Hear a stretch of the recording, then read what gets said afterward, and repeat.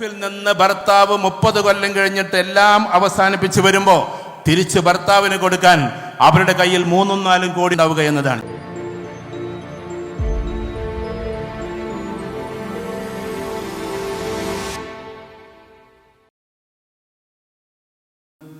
ഇന്ന് കേരളത്തിൽ അല്ലെങ്കിൽ ഇന്ത്യയിൽ 3 തരത്തിലുള്ള പൊളിറ്റിക്സാണ് നമുക്ക് കാണാൻ പറ്റുക.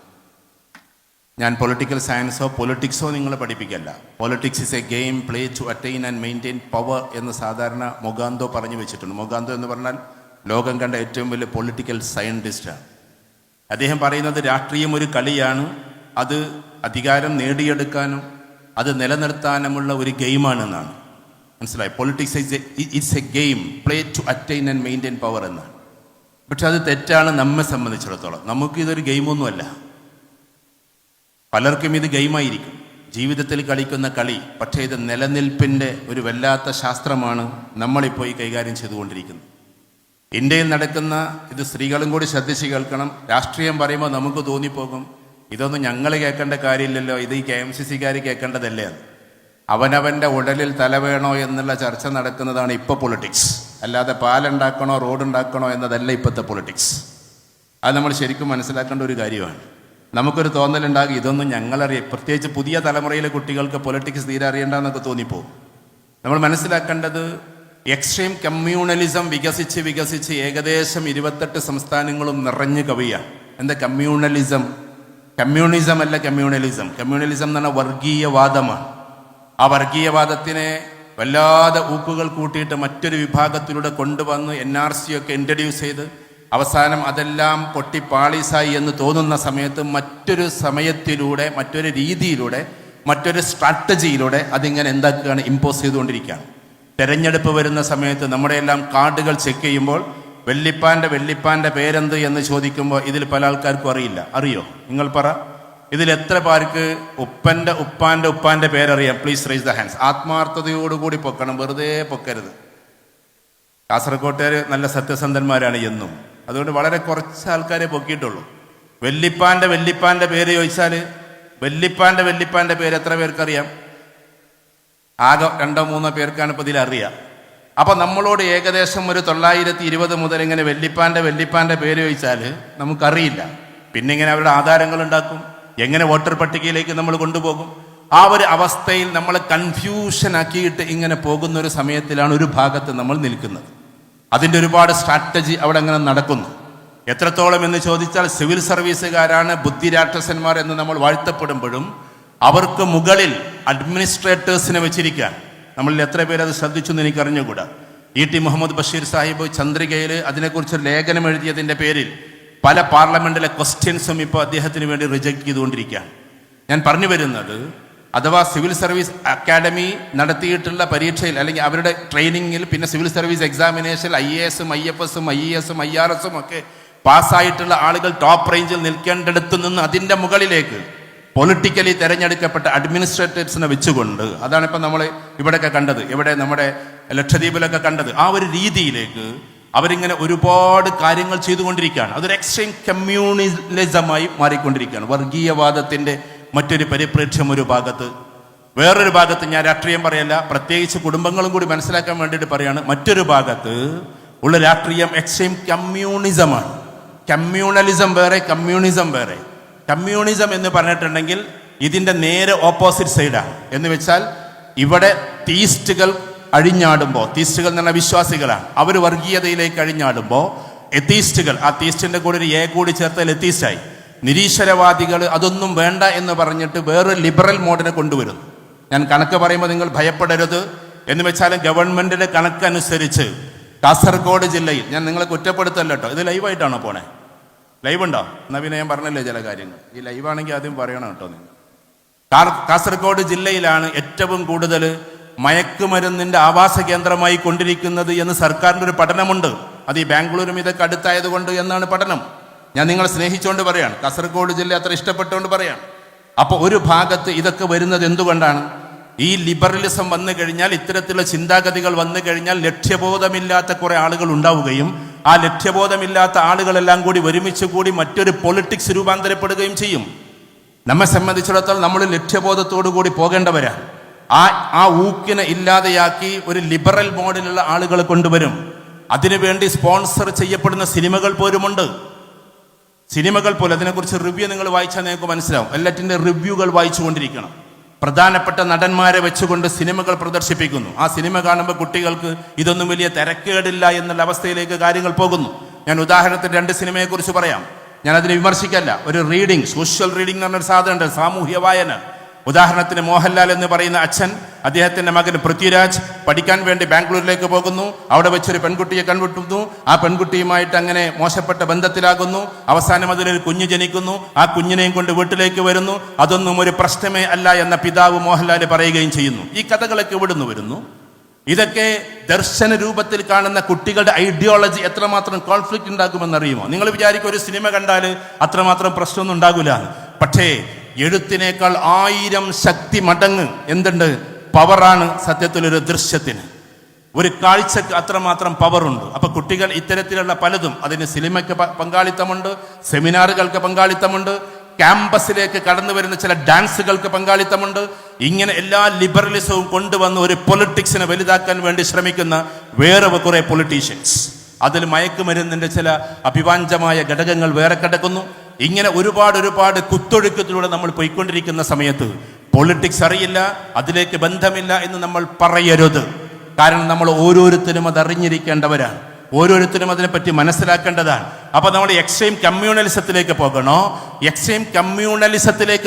എക്സ്ട്രീം കമ്മ്യൂണിസത്തിലേക്ക് പോകണോ? ഇത് രണ്ടും രണ്ടാണ്.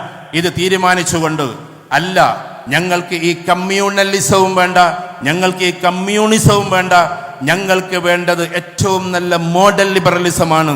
അഥവാ എല്ലാ മനുഷ്യരെയും നെഞ്ചിൽ ചേർത്തുകൊണ്ട് സത്യസന്ധമായി മുന്നോട്ട് പോകലാണ് എന്ന് പറഞ്ഞുകൊണ്ട് മുന്നോട്ട് പോകുന്ന ജൈത്രയാത്രയുടെ പേരാണ് ഇന്ത്യൻ യൂണിയൻ മുസ്ലിം ലീഗ് എന്ന് നമ്മൾ തിരിച്ചറിയേണ്ടതുണ്ട്. ഞാൻ ആവേശം കൊള്ളിക്കാൻ വേണ്ടിയിട്ട് പറയല്ല. വർഗീയവാദം നമുക്കൊരിക്കലും പാടില്ല. ആര് വർഗീയവാദത്തിലേക്ക് ക്ഷണിച്ചാലും അവരോട് പറഞ്ഞേക്കണം, ഹലക്കൽ മുത്തനത്തിഊൻ കാല സലാസ. പ്രവാചക തിരുമേനി സല്ലല്ലാഹു അലൈഹി വസല്ലം നേരിട്ട് പറഞ്ഞിട്ടുണ്ട്, വർഗീയവാദികൾ നശിച്ചു പോകട്ടെ, വർഗീയവാദികൾ നശിച്ചു പോകട്ടെ, വർഗീയവാദികൾ നശിച്ചു പോകട്ടെ എന്ന്.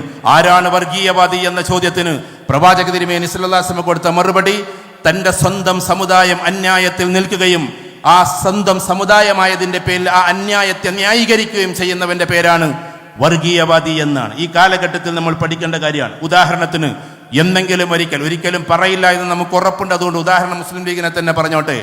മുസ്ലിം ലീഗ് എന്നെങ്കിലും ഒരിക്കൽ അതിന്റെ നേതാക്കന്മാർ വർഗീയതയിലേക്ക് ക്ഷണിച്ചിട്ട് ആ വർഗീയത ന്യായീകരിക്കുമ്പോൾ മുസ്ലിം ലീഗിനോടും സല്യൂട്ട് അടിച്ച് പിന്നോട്ട് പോകാൻ നമുക്ക് സാധിക്കണം. ഞാനൊരു ഉദാഹരണം പറയാണ്. അതായിരിക്കണം ഓരോ മുസൽമാന്റെയും ദൗത്യം. അത്രത്തോളം വർഗീയതയിലേക്ക് പോകാത്ത ഒരു പാർട്ടിയുടെ പേര് കൂടിയാണ് ഇന്ത്യൻ യൂണിയൻ മുസ്ലിം ലീഗ് എന്ന് നമ്മൾ തിരിച്ചറിയണം. എല്ലാ മനുഷ്യരെയും ഒന്നിച്ചു ചേർക്കുന്നു, എല്ലാവരെയും നമ്മൾ നെഞ്ചിൽ ചേർത്ത് മുന്നോട്ട് പോകുന്നു. അതിന്റെ ബാക്ക് ബോൺ, ഒരു മനുഷ്യൻ എഴുന്നേറ്റ് നിൽക്കണമെങ്കിൽ ഏറ്റവും അത്യാവശ്യമായ ഘടകം നട്ടെല്ലാണ്. ആ നട്ടെല്ലിന്റെ പേരാണ് KMCC എന്ന് നമ്മൾ പഠിക്കേണ്ടതുണ്ട്. മുസ്ലിം ലീഗിനെ ഇങ്ങനെ എഴുന്നേൽപ്പിച്ചു നിർത്തുന്ന നട്ടെല്ലിന്റെ പേരാണ്. അതിന്റെ സംഘമാണ് ഈ കൂടിയിട്ടുള്ളത്. ഞാൻ സമയമില്ലാത്തതുകൊണ്ടാണ് കുറച്ച് സ്പീഡിൽ പറഞ്ഞു പോകുന്നത്. അതുകൊണ്ട് മുസ്ലിം ലീഗിന്റെ ഈ ഒരു പ്രധാനപ്പെട്ട പ്രസ്ഥാനത്തിനെ നമ്മൾ കാണുന്നത് കേവലം ഒരു പാർട്ടിയായിട്ടാകരുത്, കേവലം ഒരു സംഘടനയായിട്ടാകരുത്. ഒരു വേള എത്തി കൊറോണ വന്ന സമയത്ത് നിങ്ങൾ തന്നെ ഒരു സെമിനാർ എന്നെയും വെച്ചിട്ട് എടുത്തിട്ടുണ്ടെന്നാണ് എനിക്ക് ഓർമ്മ വരുന്നത്. നിങ്ങൾ ഇവിടെ വന്നപ്പോൾ പറഞ്ഞു അത്. അഥവാ ആ സെമിനാറുകളൊക്കെ നടക്കുമ്പോൾ കേരളം അങ്ങനെ വല്ലാണ്ട് പശ്ചാത്തലം മാറിക്കൊണ്ട് കണ്ണ് നട്ട് മിഴിച്ചു നോക്കി നിൽക്കുമ്പോൾ മുഖ്യമന്ത്രിയോട് ആളുകൾ വന്നിട്ട് പറയാണ്, സാർ കുറേ മയ്യത്തുകൾ അവിടുന്ന് കൊണ്ടുവരാണ്ട്, കുറേ മയ്യത്തുകൾ ഗൾഫിൽ നിന്ന് എത്തിക്കാനുണ്ട് എന്ന് മുഖ്യമന്ത്രിയോട് ആവശ്യപ്പെട്ടപ്പോൾ ആ എന്നും 5-10 മിനിറ്റ് ഇരിക്കുന്ന ചെയറിലിരുന്ന് കൊണ്ട് മുഖ്യമന്ത്രി പോലും അറിയാതെ പറഞ്ഞു പോയ ഒരു പദമാണ് KMCC-കാരോട് പറഞ്ഞേക്കൂ എന്ന്.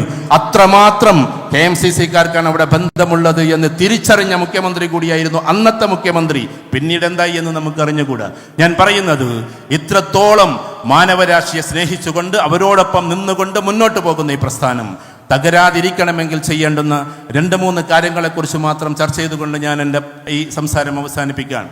ഒന്നാമത്തെ കാര്യം, നമ്മുടെ കുടുംബങ്ങൾ ശിഥിലമാകരുത്. നമ്മുടെ കുടുംബം ഒരിക്കലും മോശമാകരുത്.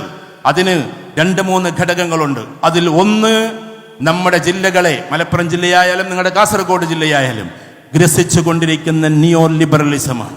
ആ ലിബറലിസം വന്ന് മനുഷ്യനിപ്പോൾ സംശയങ്ങൾ കൂടിക്കൊണ്ടേയിരിക്കുകയാണ്.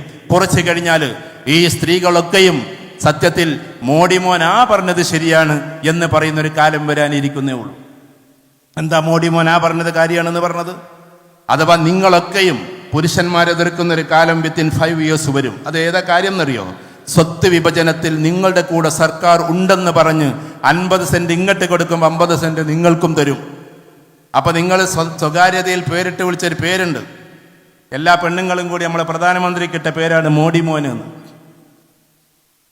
നിങ്ങളുടെ നാട്ടിലുണ്ടോയെന്ന് എനിക്കറിഞ്ഞുകൂടാ. മോഡിമോൻ ആ ചെയ്ത കാര്യം നല്ലതാണ് എന്ന് പറയും. കാരണം എന്താ? സ്വത്തിന് ആണിന് കിട്ടുന്നത് പോലെ പെണ്ണിനും കിട്ടുന്നു. ആ ഡിക്ലറേഷൻ അടുത്ത് തന്നെ വരും. അപ്പോ നമ്മൾ സംശയിച്ച് നിൽക്കാൻ പാടില്ല. എന്തുകൊണ്ടാണ് അങ്ങനെ പറഞ്ഞതെന്നറിയോ? എൻ്റെ പ്രിയപ്പെട്ട ഇവിടുത്തെ കുടുംബിനികൾ ചിന്തിക്കണം. ഇസ്ലാം എന്തുകൊണ്ടാണ് പാതി എന്ന് പറയുന്നത്? ഞാൻ ന്യായീകരിക്കല്ല. അതിന് ന്യായീകരണം പണ്ടേ ഉള്ളത്, 1400 വർഷങ്ങൾക്ക് മുമ്പേ ഉള്ളതാണ്. ഇപ്പോൾ ഉദാഹരണത്തിന് എൻ്റെ മകൾ ദുജാന, ഞാൻ അവൾക്ക് പേരിട്ടിരിക്കുന്നത് ദുജാന എന്നാണ്, ഫാത്തിമ ദുജാന മെഹജബിൻ. അതിൻ്റെ ഒരു കാരണം, ബദറിൽ ഉഹുദിൽ പ്രവാചകർ തിരുമേനി സല്ലല്ലാഹു അലൈഹി വസല്ലമയെ അണഞ്ഞൂട്ടി പിടിച്ചിട്ട് എന്നെ നിങ്ങൾ കൊന്നോളൂ, പ്രവാചകനെ ഒരിക്കലും ഒരു തരിമ്പ് പോലും ഒന്നും ചെയ്യാൻ അനുവദിക്കില്ല എന്ന് പറഞ്ഞ് അണഞ്ഞൂട്ടി പിടിച്ചിട്ട് ആലിംഗനം ചെയ്ത് ഈ ലോകത്തോട് വിട പറഞ്ഞു പോയ സഹാബിയുടെ പേരാണ് അബൂ ദുജാന. അതുകൊണ്ട് പേരിലെങ്കിലും അബൂ ദുജാനയാകാൻ വേണ്ടിയിട്ടാണ് എൻ്റെ മകൾക്ക് ഞാൻ ദുജാന എന്ന് പേരിട്ടത്. അപ്പം ഞാനും ഒരു അബൂ ദുജാനയാവുമല്ലോ, പേരിനെങ്കിലും അബൂ ദുജാനയാകില്ലെങ്കിലും. അപ്പം എൻ്റെ ദുജാനയോട് ഞാൻ പറയാണ്, നിനക്ക് ഞാൻ 5 ലക്ഷം രൂപ തരാം, നീയും നിന്റെ ആങ്ങളെയും കൂടി ലണ്ടനിലേക്ക് പോകുന്നു, നിനക്ക് ഞാൻ 10 ലക്ഷം തരാം. ആങ്ങളയോട് പറയുന്നു, അത് റാസിയോട് പറയുന്നു. എന്നിട്ട് പറയാണ്, നീ പോകുമ്പോൾ എല്ലാ ചെലവും നീ എടുക്കണം, ടിക്കറ്റ് നീ എടുക്കണം, എല്ലാ ഭക്ഷണവും നീ എടുക്കണം, പാർപ്പിടം നീ എടുക്കണം, അവിടെയുള്ള ഫീസ് നീ എടുക്കണം എന്നൊക്കെ പറഞ്ഞിട്ട് കംപ്ലീറ്റ് ഉത്തരവാദിത്തം ആണിന് കൊടുത്തു. പെണ്ണിനാകട്ടെ പെണ്ണിനോട് പറഞ്ഞു, നീ അതിൽ നിന്നിരുന്ന് അവളെ ഇന്ന ആളുടെ കൂടെ കണ്ടു എന്നെങ്ങാനും ഒരാണ് വന്ന് പറഞ്ഞാൽ ദീനിൽ സ്വീകരിക്കില്ല, 2 ആണ് വന്ന് പറഞ്ഞാലും സ്വീകരിക്കില്ല, 3 ആള് വന്ന് പറഞ്ഞാലും സ്വീകരിക്കില്ല, 4 ആണ് കൃത്യമായി കണ്ട വിവരങ്ങൾ അറിയിച്ചാലല്ലാതെ പറ്റില്ല എന്ന് പ്രവാചക തിരുമേനി സല്ലല്ലാഹു അലൈഹി വസല്ലം പറഞ്ഞു. അവിടെ നിങ്ങളുടെ പ്രൊട്ടക്ഷൻ വന്നപ്പോ ഒരു പെണ്ണിന് എന്തെങ്കിലും കേടുപാട് സംഭവിച്ചു എന്ന് ആൾക്കൂട്ടം വിധി എഴുതുന്നതിന് മുമ്പേ one woman is equal to 4 men എന്നതിലേക്ക് അള്ളാഹു തിരിച്ചുവിട്ടു. അവിടെ ഒരു ആണിന്റെ പവറല്ല, 4 ആണാണ് ഒരു പെണ്ണിന് ഈക്വലായി നിൽക്കുന്നത്. അഥവാ ഒരു പെണ്ണിന്റെ പവർ 4 ആണിനേക്കാളും അപ്പുറത്താണ് എന്ന് പ്രവാചക തിരുമേനി സല്ലല്ലാഹു അലൈഹി വസല്ലം പഠിപ്പിച്ചു. അപ്പൊ നമ്മൾ ദീന് പഠിക്കുമ്പോൾ മൊത്തത്തിൽ പഠിക്കണം. ഭാവിയിൽ ഇതൊക്കെ ചർച്ചയാകും കേട്ടോ. നിങ്ങളുടെ സാഠ്യത്വം ചർച്ചയാകും, നിങ്ങളുടെ സമ്പത്ത് ചർച്ചയാകും. ഇതൊക്കെ കൊണ്ടുവരുന്നത് ഇവിടെ ഓരോ പ്രശ്നങ്ങൾ ഉണ്ടാക്കാൻ വേണ്ടിയിട്ടാണ്. അപ്പോഴൊക്കെ അതിന് എതിരിട്ട് കൊണ്ട് സംസാരിക്കാനും മെസ്സേജായിട്ട് കൊടുക്കാനും നമുക്ക് പറ്റണം. അങ്ങനെ ഏറ്റവും നല്ല സുന്ദരമായ ഒരു ദീനിന്റെ മോശയിൽ ചേർത്തിട്ടുള്ള ഒരു കുടുംബ സംവിധാനമാണ് നമ്മൾ ഓരോരുത്തരും ഏറ്റെടുക്കേണ്ടത്. എല്ലാ മനുഷ്യരെയും ഒരേപോലെ സ്നേഹിക്കുകയും ഒരേപോലെ അവരോട് സഹകരിക്കുകയും ചെയ്യുന്ന സുന്ദരമായ നേതൃത്വമായി നമ്മൾ ഓരോരുത്തരും മാറണമെന്നതാണ്. ഇനി ആധുനിക കാലഘട്ടത്തിൽ അവിടെ ഒരുപാട് കുട്ടികൾ ഇരിക്കുന്നുണ്ട്. എന്തൊക്കെ കാലങ്ങളാണ് വരാനിരിക്കുന്നത് കാസർഗോട്ടുകാർക്ക് എന്നെക്കാളും അറിയാം. ഇനി പെട്രോൾ പമ്പുകൾ ഇല്ലാതെയാകുന്നു. അപ്പൊ നമ്മൾ വിചാരിക്കുന്നത് ചാർജ് സ്റ്റേഷൻ ആയിരിക്കുന്നു, അതും പെട്ടെന്ന് ഇല്ലാതെയാകും. നമ്മുടെ നാട്ടിലേക്ക് എന്നാ വരിക എന്ന് എനിക്ക് അറിഞ്ഞുകൂടാ. പക്ഷെ ഇപ്പൊ തന്നെ പല രാജ്യത്തത് തുടങ്ങി. ഇപ്പൊ നമ്മുടെ നാട്ടിൽ 5G ആയിട്ടുള്ളൂ. ചൈനയിൽ പോണ ആളുകൾ ഈ കൂട്ടത്തിൽ ഒരുപാട് ആൾക്കാരുണ്ട്. അവിടെ 10G ആയി, നമ്മളെക്കാൾ ഇരട്ടിയായി. പലയിടത്തും റോഡിൽ നിന്ന് ചാർജാക്കുന്ന വാഹനങ്ങൾ ഇറങ്ങി. ഇനി നമ്മൾ അതിനു വേണ്ടിയിട്ട് ഇറക്കാൻ പോകുന്നത് എന്തായിരിക്കും? ശരിക്കും ബില്ലടക്കലാണ്. സർക്കാരിന് ബില്ലടക്കുന്ന രീതിയിലേക്ക് കാര്യങ്ങൾ പോകും. അത്രമാത്രം AI ഒക്കെ വികസിച്ചു പോയി. ബിസിനസ്സുകാരായിരിക്കുന്നവർ കൂടുതലും നമ്മുടെ ട്രഡീഷണൽ ബിസിനസ് അസ്തമിക്കാൻ പോകുന്നു എല്ലായിടത്തും. ഇപ്പോൾ ഭാവിയിലൊക്കെ IPO ഒക്കെ ഇടണമെങ്കിൽ, പിന്നെ നമ്മളെ ലത്തീഫ്സൊക്കെ അറിയാം, IPOയിലേക്ക് നമുക്ക് ഇടണമെങ്കിൽ ആളുകളുടെ ഹിസ്റ്ററി പഠിക്കും, ലെഗസി നോക്കും, തലപ്പത്താരായിരിക്കുന്നു നോക്കും. അവന് 7ാം ക്ലാസ്സും ഗുസ്തിയുള്ളൂ എന്നുണ്ടെങ്കിൽ നമ്മുടെ കമ്പനി IPOയിലേക്ക് ഇടാൻ പറ്റൂല. നമ്മൾ അറിയണം, നമുക്ക് ചിലപ്പോൾ 4000 കോടിയുടെ ആസ്തി ഉണ്ടാകും. അതിനെ 40,000 കോടിയായിട്ട് IPOയിലൊക്കെ ഇടണമെന്നുണ്ടെങ്കിൽ ലെഗസി എന്ന് പറയുന്ന ഒരു പരിപാടിയുണ്ട്. നമ്മളൊരു വിചാരം എന്താണ്? വിദ്യാഭ്യാസം ഇല്ലെങ്കിലും ബിസിനസ് ചെയ്തിട്ട് മുന്നോട്ട് പോകാന്നുള്ളതാണ്. പക്ഷേ ലോകത്തിലെ ഏറ്റവും ടോപ്പ് MNC കമ്പനിയിൽ നമ്മുടെ കമ്പനി കൊളുത്തി വെക്കണമെങ്കിൽ ആരാണ് ഡയറക്ടേഴ്സ് എന്നുള്ള പഠനം നടത്തിക്കൊണ്ടിരിക്കുകയാണ്. അപ്പൊ നമ്മുടെ തലമുറയിൽപ്പെട്ട കുട്ടികളെ നന്നായിട്ട് ബിസിനസ് പഠിപ്പിക്കേണ്ടിയിരിക്കുന്നു. ആരാണോ നമ്മൾ ഇത് ഏറ്റെടുക്കുന്നത് അവർ ഇത് പഠിക്കേണ്ടിയിരിക്കുന്നു. എന്ന് വെച്ചാൽ നമ്മൾ കാണുന്ന ചിലപ്പോൾ സൂപ്പർ മാർക്കറ്റുകളൊക്കെ ഒരു പക്ഷെ അടഞ്ഞു കിടക്കുന്ന ഒരു സമയം വരും. ഒരു പക്ഷേ എന്നല്ല, അതൊക്കെ പ്രഖ്യാപിച്ചു കഴിഞ്ഞു. അതെല്ലാം സ്റ്റോറേജ് ആകും. എന്നിട്ട് കംപ്ലീറ്റ് എന്തായിരിക്കും? കംപ്ലീറ്റ് ഓൺലൈനിലൂടെ ആളുകൾ പർച്ചേസ് ചെയ്യും. ഓൺലൈനിലൂടെ പർച്ചേസ് ചെയ്യുമ്പോൾ ഒരു ഗുണം, ഇപ്പം മീശോ എന്ന് ചെയ്യുന്ന ആൾക്കാർ അവിടെ ഉണ്ടാവുമല്ലോ. ആണുങ്ങൾക്ക് അധികം മീശോ പിടുത്തം കിട്ടൂല. പക്ഷെ മീശോ അവരോട് ചോദിച്ചാൽ അറിയാം, 1500 രൂപക്ക് കിട്ടുന്ന സാധനം 450 രൂപക്ക് വീട്ടിലെത്തുന്ന സാധനത്തിന്റെ പേരാ മീശോ. അതേപോലെ തന്നെ ഒരുപാട് ഏജൻസികൾ കടന്നു വരും. ഡയറക്റ്റ് സെല്ലിംഗ് എന്ന് പറയുന്നത് നിൽക്കും. എന്നിട്ട് AI കടന്നു വരും. മാച്ചിങ്ങും മിക്സിങ്ങും ഒക്കെ, മാപ്പിങ്ങും മിക്സിങ്ങും ഒക്കെ അവർ നടപ്പിലാക്കി കൊടുക്കും. ഇങ്ങനെയൊക്കെയാണ് ഇനി കാലങ്ങൾ വരാൻ പോകുന്നത്. ആ സമയത്ത് നമ്മുടെ കുടുംബം ശിഥിലമാകാതിരിക്കണമെങ്കിൽ കാലഘട്ടത്തോടൊപ്പം സഞ്ചരിക്കേണ്ടുന്ന ഒരു പ്രവണത നമ്മൾ നമ്മുടെ കുട്ടികൾക്ക് ഒരുക്കി കൊടുക്കേണ്ടതുണ്ട്. എത്രത്തോളം എന്ന് ചോദിച്ചാൽ, ബിസിനസിന്റെ കാര്യങ്ങൾ അവിടെ നിൽക്കട്ടെ, നമ്മുടെ സാമ്പത്തിക സുഭദ്രത. ഇപ്പൊ എല്ലാവരും നല്ല ബിസിനസ്സുകാരെ അവിടെ ഇരിക്കുന്നത്. പക്ഷേ എപ്പോഴെങ്കിലും ഓരോ രാജ്യത്തും ഇത് ഇങ്ങനെ നേരെ പോകുന്നത് കൊണ്ട് എനിക്കധികം പറയാൻ വയ്യ. പക്ഷെ GCC കൺട്രീസ് ഓരോന്നും ഉയർന്നു വരുമ്പോൾ റിസഷൻ എന്ന് പറയുന്ന സാധനം ഉണ്ടാകുന്നതല്ല, ലോകത്തിലെ കോർപ്പറേറ്റ് സെക്ടേഴ്സ് ഉണ്ടാക്കുന്നതാണ്. ഓരോ 7 വർഷം 8 വർഷം കൂടുമ്പോൾ റിസഷൻ എന്ന് പറയുന്ന സാധനം ഉണ്ടാക്കും. അത് ഓൾറെഡി അവർ സെറ്റ് ചെയ്ത് വെച്ചതാണ്. കാരണം അതിൻ്റെ ബൂം ലെവലിൽ നിൽക്കുന്ന സമയത്ത് താഴോട്ട് കൊണ്ടുപോകും. അത് നെപ്പോളിയന്റെ കാലഘട്ടത്തിൽ തുടങ്ങിയതാണ്. നെപ്പോളിയൻ യൂറോപ്പ് പിടിക്കാൻ പോകുന്നു എന്ന് കണ്ടപ്പോൾ റോത്ത്ശൈൽഡ് എന്ന് പറയുന്ന ജ്യൂ ഫാമിലി ഉണ്ടാക്കിയ ഒരു സിനാരിയോ തന്നെയാണ്. ഇത് നിങ്ങൾ സിനാരിയോ എന്നല്ല പേരിട്ടിട്ടുള്ളത്.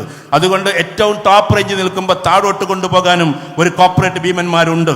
അങ്ങനെയൊക്കെ സംഭവിക്കുമ്പോൾ ചിലപ്പോൾ നമ്മളെ ബിസിനസ് സ്റ്റഡിയിലേക്ക് പോകും. അപ്പോൾ മൾട്ടി ലെവലിൽ എങ്ങനെയൊക്കെയാണ് ഇതിനെ ചികിത്സിക്കേണ്ടത്, അല്ലെങ്കിൽ എങ്ങനെയൊക്കെയാണ് രൂപാന്തരപ്പെടുത്തേണ്ടത് എന്ന സ്ട്രാറ്റജി കൂടി നമ്മൾ പഠിക്കേണ്ടിയിരിക്കുന്നു. അങ്ങനെ പോകുമ്പോൾ ഇവിടെ ഇരിക്കുന്ന ഓരോ സ്ത്രീകളും, ഞാൻ പറയുന്നത് ജസ്റ്റ് ഒരു 99 രൂപ ഏതെങ്കിലും ഒരു വലിയ നല്ല ഹലാൽ രീതിയിലുള്ള ഷെയർ മാർക്കറ്റിലേക്ക് എങ്ങാനിട്ട്, ഞാൻ അതിനെ പ്രോത്സാഹിപ്പിക്കല്ല, അതിലേക്ക് ഇട്ട് കഴിഞ്ഞാൽ അതിനെ അക്യുമുലേറ്റ് ചെയ്തിട്ട് അതിമനോഹരമായി തിരിച്ചു കിട്ടും നമുക്ക് കാണാൻ പറ്റും. ഞാൻ മിനിയാന്ന് കൊല്ലത്ത് പത്തനംതിട്ടയിലൊക്കെ ആയിരുന്നു പരിപാടി. അവിടുത്തെ സ്ത്രീകളോട് ഇത് പറയേണ്ട കാര്യമില്ല. ഈ സ്ത്രീകൾക്ക് ഗൾഫിൽ നിന്ന് അയച്ചു കൊടുക്കുന്ന മാസത്തിൽ 25,000 രൂപയിൽ നിന്ന് അവർ 10,000 രൂപ ചിട്ടിക്ക് ചേരും. കുറിക്ക് പലിശ ഇല്ലാത്തതിന് നമുക്ക് ചേർന്നാൽ മതി. അത് ചേർന്നിട്ട് 5 ലക്ഷം ആകുമ്പോൾ അവരൊരു പറമ്പ് വാങ്ങും. എന്നിട്ട് 2 കൊല്ലം കഴിയുമ്പോൾ അത് വെക്കും. സ്ത്രീകൾ 2 കൊല്ലം കഴിഞ്ഞ് അത് വെക്കും. അങ്ങനെ ഗൾഫിൽ നിന്ന് ഭർത്താവ് 30 കൊല്ലം കഴിഞ്ഞിട്ട് എല്ലാം അവസാനിപ്പിച്ച് വരുമ്പോൾ തിരിച്ച് ഭർത്താവിന് കൊടുക്കാൻ അവരുടെ കയ്യിൽ 3-4 കോടി ഉണ്ടാവുക എന്നതാണ്. ഞാൻ ഉപദേശിക്കാൻ വേണ്ടി വന്നതല്ല, ഞാൻ പ്രവാസികൾക്ക് വേണ്ടി സംസാരിക്കുന്നു. എനിക്കറിയാം, എൻ്റെ നാട്ടിലൊരു മനുഷ്യൻ ഖത്തറിൽ നല്ല ബിസിനസ്സൊക്കെ ഉണ്ടായി, പെട്ടെന്നാണ് ഒരു അറബി അത് പിടിച്ചെടുത്തത്. അദ്ദേഹം പരമദരിദ്രനായി മാറിയത് ഒറ്റ ദിവസം കൊണ്ടാണ്. അവസാനം വാടക വീട്ടിലേക്ക് താമസം മാറ്റേണ്ടി വന്നു കടബാധ്യത കൊണ്ട്. അങ്ങനെ 3 പെൺകുട്ടികളെ കെട്ടിച്ചപ്പോഴേക്കും അയാൾക്ക് അസുഖങ്ങൾ വന്ന് അദ്ദേഹം അവസാനിക്കുകയും ചെയ്തു. ഒരു ദിവസം കൊണ്ട് ഇതെല്ലാം മാറി മറിയുന്ന അവസ്ഥയിലേക്ക് കാര്യങ്ങൾ പോകും. അപ്പോഴാണ് നമ്മൾ ചിന്തിക്കേണ്ടത്, എന്താണ് സാമ്പത്തിക അച്ചടക്കമെന്ന്, പ്രൊജക്ട് ഡെവലപ്മെന്റ് എന്താണ്, പ്രോഡക്റ്റ് ഡെവലപ്മെന്റ് എന്താണ്, ഇതേപോലെ തന്നെ അസറ്റ് ഡെവലപ്മെന്റ് എന്താണ്. അസറ്റ് ഡെവലപ്പ് ചെയ്തുകൊണ്ടിരിക്കണം. വെറും ബിസിനസ് മാത്രം ഡെവലപ്പ് ചെയ്താൽ പോരാ, അസറ്റ് അക്യുമുലേഷൻ ആണ് ഏറ്റവും കൂടുതൽ നടക്കേണ്ടത്. ഇത്തരം ടാക്ടിക്സുകളൊക്കെ നമ്മൾ നമ്മുടെ ജീവിതത്തിൽ പഠിച്ചുകൊണ്ടേയിരിക്കണം. അതിന് സ്ത്രീകൾ എന്താ ചെയ്യണ്ടേ? ഞാൻ കളിയാക്കുകയല്ല കേട്ടോ. ഈ കാസർകോട്ടിൽ നിന്നാണ് ഞങ്ങളൊക്കെ മലപ്പുറത്തുകാർ പറയാ എല്ലാം തുടങ്ങി വെക്കാറുന്ന. നിങ്ങളെ കൊണ്ടാണ് ഞങ്ങളും ഇടങ്ങാറാവുന്നത്. നിങ്ങളിവിടെ മഞ്ഞ കല്യാണം തുടങ്ങും, അപ്പൊ പിന്നെ മലപ്പുറത്ത് തുടങ്ങല്ലാതെ നിവൃത്തില്ല. പിന്നെ കുറെ കഴിഞ്ഞേക്കാണ് ജമന്തി കല്യാണം, ആ കല്യാണം, ഈ കല്യാണം, സഫ്രോണിസ്റ്റ് കല്യാണം, എല്ലാം പറഞ്ഞിട്ട് അങ്ങനെ. പക്ഷേ ഇവിടെ ഇപ്പൊ വെള്ളക്കുപ്പായിട്ടിട്ട് ഇരിക്കണ കണ്ടില്ലേ ഒരുപാട് ആൾക്കാർ. ഇവർക്ക് എത്ര വെള്ളക്കുപ്പായം തുണിയെന്ന് ആർക്കും അറിയില്ല, പച്ച മലയാളത്തിൽ പറഞ്ഞാൽ. കാരണം എപ്പോഴും ഒരേ ഡ്രസ് കോഡ് കീപ്പ് ചെയ്യുന്ന ആളുകളെയാണ് സത്യത്തിൽ ലോകം എന്താക്കുന്നത്, നന്മയുടെ ആളായിട്ട് വിലയിരുത്തി. ഞാൻ വേറെ ഡ്രസ് കോഡ് മാറ്റണ്ടെന്നല്ല പറഞ്ഞു. APJ അബ്ദുൽ കലാം ഇന്ത്യ കണ്ട ZZ കാറ്റഗറി പ്രൊട്ടക്ഷൻ ഉള്ള ആളായിരുന്നു. ഒന്ന്, അദ്ദേഹം ടെക്നിക്കൽ സയന്റിസ്റ്റ് ആണ്, മിസൈൽ മാനാണ്. രണ്ടാമത് അദ്ദേഹം പ്രസിഡന്റ് ആയിരുന്നു. അതുകൊണ്ട് നമ്പർ 1 സിറ്റിസൺ ഓഫ് ഇന്ത്യ. പ്രധാനമന്ത്രിയല്ല നമ്പർ 1, എന്നും ഇന്ത്യയുടെ നമ്പർ 1 സിറ്റിസൺ അത് പ്രസിഡന്റ് ആണ്. ആ പ്രസിഡന്റ് ആയിരുന്ന മനുഷ്യനാണ്. അദ്ദേഹം മരിച്ചപ്പോ ആകെ അദ്ദേഹത്തിന്റെ ഡ്രസ്സുകൾ 4, അതും എല്ലാം ആഷ് കളറിൽ. എന്തുകൊണ്ട് എല്ലാം അദ്ദേഹം ബ്ലാക്ക് ഇടുന്ന നമ്മൾ കണ്ടിട്ടില്ല, അദ്ദേഹം വേറെ കളറിൽ നമ്മൾ കണ്ടിട്ടില്ല. ഞാൻ എല്ലാവരും എന്നിടണമെന്നല്ല പറഞ്ഞത് കേട്ടോ. അദ്ദേഹം ആഷ് കളറിൽ ഇടുള്ളൂ. അദ്ദേഹത്തിന് എത്ര ഡ്രസ്സ് ഉണ്ടായിരുന്നു ആർക്കും അറിഞ്ഞുകൂടാ. ഇപ്പൊ രാഹുൽ ഗാന്ധി നിങ്ങളൊന്ന് എടുത്തു നോക്കിയാട്ടെ. രാഹുൽ ഗാന്ധി എപ്പോഴും മിക്കവാറും ധരിക്കുന്ന ഡ്രസ്സ് ഏതാ? അത് ടീഷർട്ടാണ്. കാരണം കാഷ്വൽ ഡ്രസ്സ് കൊണ്ടാണ് അദ്ദേഹം പാർലമെന്റിലും എല്ലായിടത്തും പോയിക്കൊണ്ടേയിരിക്കുന്നത്. അതുകൊണ്ട് ഇവിടെ നമ്മുടെ നാട്ടിലൊക്കെ കല്യാണം എന്ന് പറഞ്ഞിട്ടുണ്ടെങ്കിൽ ക്യാമറക്കാരനാ തീരുമാനിക്കുക. ക്ഷമിക്കണം കേട്ടോ, ക്യാമറക്കാരനാണ് കല്യാണം കംപ്ലീറ്റ് ഏറ്റെടുക്കുക. കാരണം പ്രൊഫഷണൽ ക്യാമറ എന്ന് പറഞ്ഞാൽ ഇങ്ങനെ ആളെ നിർത്തിയിട്ടുള്ളതല്ല. ഞാൻ നിങ്ങളെ പഠിപ്പിക്കല്ലോ കേട്ടോ. നമ്മളുടെ മകളുടെ കൈ പിടിച്ചിട്ട് ഭർത്താവിന് കൊടുക്കാൻ നമ്മൾ മറന്നു പോകുന്നു. ചിലപ്പോൾ മകള് പോലും പോയി വരാട്ടൊപ്പാന്ന് പറഞ്ഞാണ്ട് എല്ലപ്പോഴും ഇങ്ങനെ 10-15 വട്ടം പോയി വന്ന പോലൊക്കെയാണ് പോവുക. അങ്ങനെ ഒരു കരച്ചിലോ അല്ലെങ്കിൽ ഉമ്മയെ വേർപെടുന്ന ഒരു സങ്കടമോ ഒരു നൊമ്പരമോ ഇല്ലാതെ ഈ ദുഃഖസാന്ദ്രമായതിൽ നിന്നും സന്തോഷാത്മകതയെയും സന്തോഷത്തിൽ നിന്ന് ദുഃഖസാന്ദ്രതയെയും കൊണ്ടുവരുന്ന ഒരു വല്ലാത്തൊരു മുഹൂർത്തമുണ്ടല്ലോ വിവാഹത്തിൽ. ഉമ്മ എന്ന് പറഞ്ഞിട്ടൊരു ആലിംഗനമുണ്ടല്ലോ. ഉമ്മാക്ക് കൊടുക്കുന്ന ചുംബനം പോലും ക്യാമറയിൽ പകർത്തേണ്ടതല്ല എന്ന് മനസ്സിലാക്കി സ്നേഹത്തിന്റെ ചുംബനം കൊടുത്തുകൊണ്ട് തൻ്റെ പിതാവിൽ നിന്ന് അകന്നു പോകുന്ന പ്രിയപ്പെട്ട മകളായി നമ്മൾ ഓരോരുത്തരും മാറണമേ എന്നാണ് എനിക്ക് പറയാനുള്ളത്. ഒരു മനുഷ്യനും കൂടിയാണ് പി ഇബ്രാഹിം ഹാജി സാബ്. ഞാൻ പറഞ്ഞു വരുന്നത്, നമ്മുടെ കുടുംബത്തെ നമ്മൾ നിയന്ത്രിക്കുമ്പോൾ 4-5 കാര്യങ്ങൾ നമ്മൾ ശ്രദ്ധിക്കണം. ഒന്ന്, നല്ല വാല്യൂസ് നമ്മുടെ കുടുംബത്തിൽ ഉണ്ടാവുക എന്ന് ഏറ്റവും പ്രധാനം അതാണ്. നമ്പർ 2, സാമ്പത്തികപരമായ അച്ചടക്കത്തിന്റെ ഭാഗം നമ്മുടെ കുടുംബത്തിൽ ഉണ്ടാവുക. ഏതൊക്കെ എങ്ങനെയൊക്കെ എന്തിനൊക്കെ ഉപയോഗിക്കണമെന്ന്. അതും തന്നെ ഉസ്മാൻ റളിയല്ലാഹു തആല അൻഹുവിന്റെ അല്ലെങ്കിൽ അബ്ദുറഹ്മാൻ ഇബ്നു ഔഫ് റളിയല്ലാഹു തആല അൻഹുവിന്റെ സ്ട്രാറ്റജി നമ്മൾ കടമെടുത്താൽ ബിസിനസ്സുകാരെ, നിങ്ങൾ കിട്ടുന്ന ലാഭത്തിൽ നിന്ന് 33% അതിലേക്ക് തന്നെ റീഇൻവെസ്റ്റ് ചെയ്യണം. ഇതാണ് ആര് പറഞ്ഞിട്ടുള്ളത്? അബ്ദുറഹ്മാൻ ഇബ്നു ഔഫ് റളിയല്ലാഹു തആല പറഞ്ഞിട്ടുള്ളത്.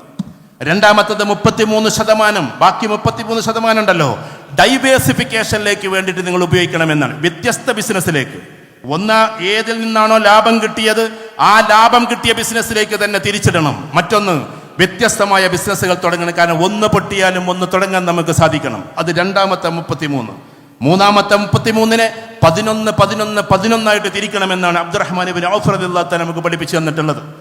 ഞാൻ ഹാർവാർഡിന്റെ ഒരു കോഴ്സ് ചെയ്തിരുന്ന ബിസിനസ്സുമായി ബന്ധപ്പെട്ടിട്ട് അതിൽ ഇതായിരുന്നു എൻ്റെ ടോപ്പിക്കായിട്ട് ഞാൻ സബ്മിറ്റ് ചെയ്തത്. അതിൽ 11 ടോട്ടൽ ലാഭത്തിന്റെ 11% മാത്രമേ നമ്മൾ നമ്മുടെ പ്രോഫിറ്റായിട്ട് പേഴ്സണലായിട്ട് എടുക്കാൻ പാടുള്ളൂ. ബാക്കി 11 നമ്മുടെ മറ്റ് കുടുംബത്തിലെ ആളുകളെ രക്ഷപ്പെടുത്താൻ വേണ്ടിയിട്ടാണ്. ജ്യേഷ്ഠന്റെ മക്കൾ, അനുജന്റെ മക്കൾ, പെങ്ങന്മാരെ മക്കൾ, അങ്ങനെ കുറെ ആൾക്കാരുണ്ട് നമുക്ക്. മൂന്നാമത്തെ 11 എന്ന് പറയുന്നത് സമൂഹത്തിന്റെ നന്മയ്ക്ക് വേണ്ടി, ഈ KMCC പോലെയുള്ള പഠനത്തിന് വേണ്ടി നമ്മൾ ചെലവാക്കേണ്ടതാണ്. അങ്ങനെ ചെയ്താൽ അബ്ദുറഹ്മാൻ ഇബ്നു ഔഫ് റളിയല്ലാഹു തആല പറഞ്ഞു, ഫുത്തിഹത് അബ്വാബുസ് സമാ, ആകാശത്തിന്റെ കവാടം നിങ്ങൾക്ക് വേണ്ടി തുറക്കപ്പെടുമെന്നാണ്. ഇന്ന് നമ്മുടെ പരിപാടി എന്താ? 1 കോടി നമ്മുടെ കയ്യിലുണ്ടെങ്കിൽ 3 കോടി രൂപയുടെ വീട് വെക്കും. എന്നിട്ട് 2 കോടി രൂപ പിന്നെ EMI അടച്ചങ്ങനെ പോവലാണ്. ജ്യേഷ്ഠന്റെ മോൻ അവിടെ കിടക്കുന്നുണ്ടാവും, പെങ്ങളെ മക്കൾ അവിടെയും കിടക്കുന്നുണ്ടാവും, പെങ്ങളെന്ന് നമ്മൾ വിളിക്കുന്നുണ്ടാവും, കുടുംബത്തിനെ നോക്കാതെ നമ്മൾ പോകുന്നുണ്ടാവും. ഞാൻ നിങ്ങളെ കുറിച്ചല്ല പറയുന്നത്. അതും കഴിഞ്ഞിട്ട് വേണം സത്യത്തിൽ നമ്മൾ KMCCയിലേക്ക് പോകാൻ. എനിക്ക് നല്ല ഉറപ്പുണ്ട്. 2000 വീട് അന്ന് പൂർത്തിയായപ്പോ പ്രിയപ്പെട്ട തങ്ങളുണ്ടായിരുന്നു കൂടെ. ദുബായിൽ വെച്ചിട്ട് ആ പരിപാടി നടന്നത് അദ്ദേഹത്തിന് തിരുവനന്തപുരത്ത് നിന്ന് ഒരു അവാർഡ് സ്വീകരിക്കാനുണ്ടായത് കൊണ്ട് അവിടെ നിന്ന് അങ്ങോട്ട് പോയി. അന്ന് 2000 വീട് തികഞ്ഞു. പിന്നെ അത് 5000-6000 ഒക്കെ ആയി. ബൈത്തുർ റഹ്മ. ആ സമയത്ത് സാദിഖ് അലി തങ്ങൾ അത് കൊടുക്കുന്ന സമയത്ത് നമ്മൾ പല പ്രസംഗത്തിനും വേണ്ടി പോയപ്പോ അന്ന് 100 ദിർഹമും 500 ദിർഹമൊക്കെ എടുത്ത് നീട്ടുന്ന ആ കുട്ടികളെ കണ്ടാൽ അറിയാം അവർ ഇന്നേ വരെ അവരുടെ വീടിന് തറക്കല്ലിട്ടിട്ടില്ല എന്ന്. കേരളക്കര എന്ന് കേൾക്കുമ്പോൾ പോക്കറ്റുള്ള പൈസ എടുത്ത് കൊടുക്കാൻ, എവിടെയെങ്കിലും മണ്ണൊലിച്ചു എന്ന് കേൾക്കുമ്പോൾ ആ പാവങ്ങൾ എടുത്ത് കൊടുക്കാൻ. KMCCയിൽ സമ്പത്തുള്ള ആളുകൾ വളരെ കുറവാണ്. ബാക്കിയുള്ളവരൊക്കെ പാവങ്ങൾ തന്നെയാണ്, ബഹുഭൂരിപക്ഷം പാവങ്ങളാണ്. ആ പാവങ്ങൾ പോലും ഇത് കൊടുക്കുന്നത് ഈ കേരളക്കരയെ മോഹിച്ചുകൊണ്ടാണ്, ആഗ്രഹിച്ചുകൊണ്ടാണ്. നമ്മൾ പലപ്പോഴും നോക്കാറുണ്ട് എങ്ങനെയാണിത് തുടങ്ങുക, എങ്ങനെയാണിത് അവസാനിപ്പിക്കുക എന്നൊക്കെ. ഒരിക്കൽ ഒരു രാജ്യക്കാരനെ വിളിച്ച് ഞാൻ എപ്പോഴും സൂചിപ്പിച്ചിട്ടുണ്ട്, ഞങ്ങൾക്ക് ഇവിടെ KMCC തുടങ്ങണം സാറേ, നിങ്ങളൊന്ന് വരുമോ എന്ന് ചോദിച്ചപ്പോൾ, എടാ ഞാൻ KMCCൻ്റെ ആരുമല്ല, ഞാൻ മുസ്ലിം ലീഗിൻ്റെ ആരുമല്ല, അതുകൊണ്ട് ഞാൻ തന്നെ വരണോന്ന് ചോദിച്ചു. അവസാനം പറഞ്ഞു നിങ്ങൾ വരണം, കാരണം ഇവിടെ എല്ലാവരും കൂടുമ്പോൾ അവിടുന്ന് KMCC അവിടുന്ന് ഉണ്ടാക്കാനേ പറ്റുള്ളൂ. ആദ്യമേ KMCC പറഞ്ഞ് ഞങ്ങൾ വിളിക്കുന്നില്ല, അങ്ങനെ ഇന്നാളൊക്കെ വിളിക്കാൻ പറഞ്ഞു. ഞങ്ങൾ രണ്ടാളും കൂടി പോയി. അങ്ങനെയാണ് ഓസ്ട്രേലിയയിൽ ആദ്യമായിട്ട് KMCC രൂപാന്തരപ്പെടുത്തിയത്. പ്രിയപ്പെട്ട മെൽബെള്ളെ, അവിടുത്തെ MBA കുട്ടികളൊക്കെ അടങ്ങുന്ന ഒരു സംഘം. അവിടുത്തെ ഒരു മനോഹാരിത എന്താണെന്ന് ചോദിച്ചാൽ അതും കൂടി നിങ്ങളോട് പറയാണ്. കേരളത്തിൽ നിന്ന് പോയിട്ടുള്ള ആളുകൾ എവിടെയൊക്കെ ഉണ്ടോ, US-ലുണ്ട്, UK-യിലുണ്ട്, ബ്രിട്ടൻ KMCCന്റെ പരിപാടിക്ക് നമ്മൾ പോയിട്ടുണ്ട്, വ്യത്യസ്ത രാജ്യങ്ങൾ, ജർമ്മനിയിലുണ്ട്, എല്ലായിടത്തും ഉണ്ട്. പക്ഷേ ആദ്യം തുടങ്ങുന്നത് അവിടെ, അത് ഓസ്ട്രേലിയയിൽ ആദ്യം തുടങ്ങാൻ. പക്ഷെ ഒരു കാര്യം നമ്മൾ മനസ്സിലാക്കണം, എല്ലായിടത്തും പ്രസിഡന്റും സെക്രട്ടറി ഒക്കെ ഉണ്ടാകും. പറയുമ്പോൾ വിവാദമായിട്ട് നിങ്ങൾ വിചാരിക്കരുത് കേട്ടോ. പക്ഷെ ഇന്നേ വരെ ഒരു പ്രസിഡന്റും സെക്രട്ടറിയും ഇല്ലാത്ത ഒരേ ഒരു KMCC മാത്രമേ ഈ ഗ്ലോബിലുള്ളൂ, ഈ ലോകത്തിലുള്ളൂ. അത് ഓസ്ട്രേലിയൻ KMCC മാത്രമാണ്. കാരണം പ്രസിഡന്റും സെക്രട്ടറി ആയാൽ എല്ലാവർക്കും അതിൽ കയറിയിരിക്കാൻ ഒരു മോഹം ഉണ്ടാവും. അതുവഴി ചിലപ്പോൾ എന്തെങ്കിലുമൊക്കെ പ്രശ്നം ഉണ്ടാവുമെന്ന് വിചാരിച്ചിട്ട് നമ്മൾ ആരെയും പ്രസിഡന്റും ആക്കിയിട്ടില്ല, ആരെയും സെക്രട്ടറി ആക്കിയിട്ടില്ല.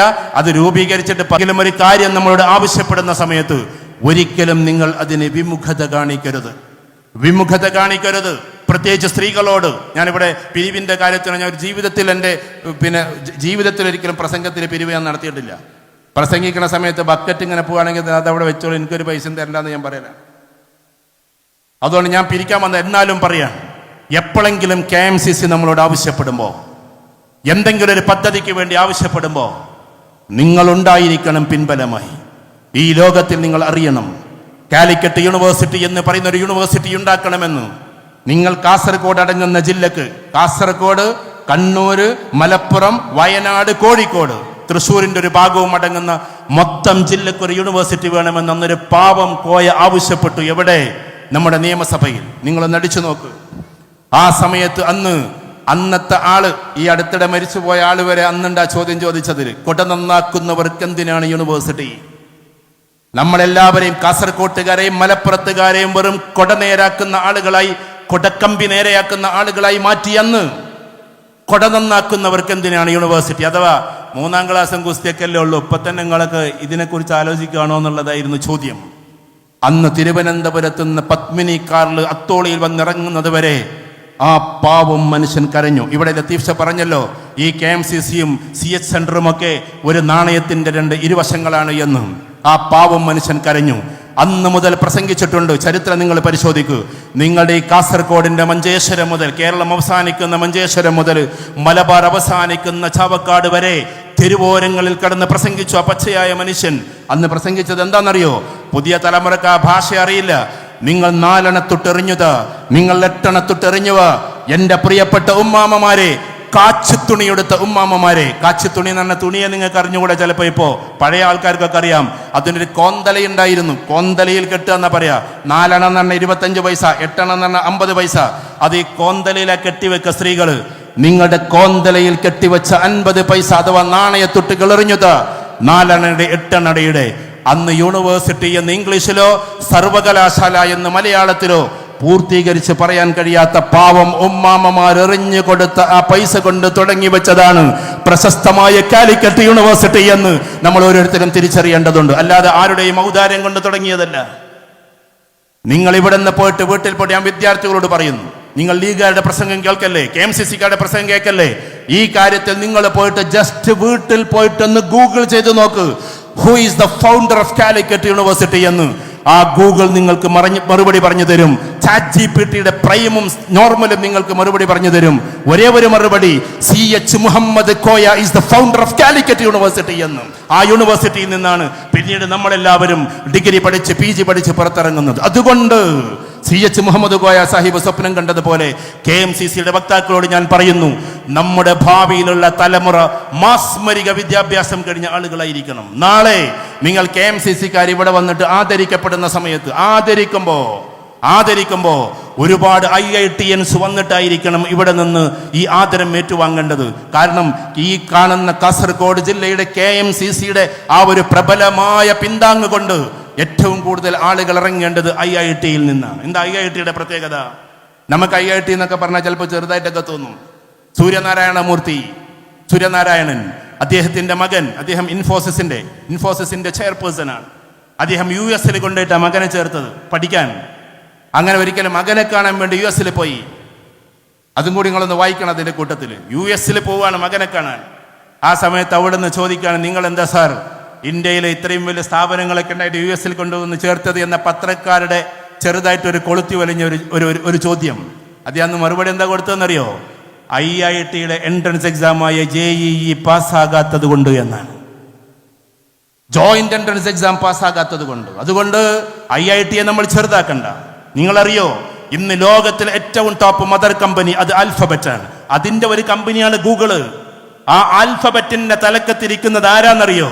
ഈ പറയുന്ന IITയിൽ നിന്നും ഇറങ്ങിയിട്ടുള്ള ആളാണ്. അദ്ദേഹത്തിന്റെ പേരാണ് സുന്ദർ പിച്ചേ. അതുകൊണ്ട് നമ്മുടെ കുട്ടികൾ അടുത്ത കാലഘട്ടത്തിൽ ഉയർന്നു പോകട്ടെ, അതിനുള്ള പദ്ധതികൾ നമ്മൾ തയ്യാറാക്കണം. എങ്ങനെയാണ് നമ്മുടെ കുട്ടികളെ JEE എഴുതിപ്പിച്ചിട്ട് അതിമനോഹരമായി IITയിൽ എത്തിക്കുക എന്ന് നമ്മൾ ചർച്ച ചെയ്യണം. നിങ്ങളിപ്പോൾ ഇവിടെ അതിമനോഹരമായി ഡയാലിസിസ് സെന്ററിന് 10 ലക്ഷം രൂപ കൊടുത്തല്ലോ. ഞാൻ അതിനൊന്ന് തലതിരിച്ച് പറഞ്ഞോട്ടെ. നല്ലത്, ഏറ്റവും നല്ല രീതിയിൽ എല്ലാ പ്രാർത്ഥനകളും നിങ്ങളുടെ കൂടെ ഉണ്ടാകുന്നു. എല്ലാ രീതിയിലും അതിനെ അനുമോദിച്ചുകൊണ്ടും ശ്ലാഘിച്ചുകൊണ്ടും പറഞ്ഞോട്ടെ, എങ്ങനെയാണ് കിഡ്നി രോഗം ഇല്ലാതിരിക്കുക എന്നുള്ള ഒരു സെമിനാറെങ്കിലും നമ്മൾ നടത്തിയിട്ടുണ്ടോ?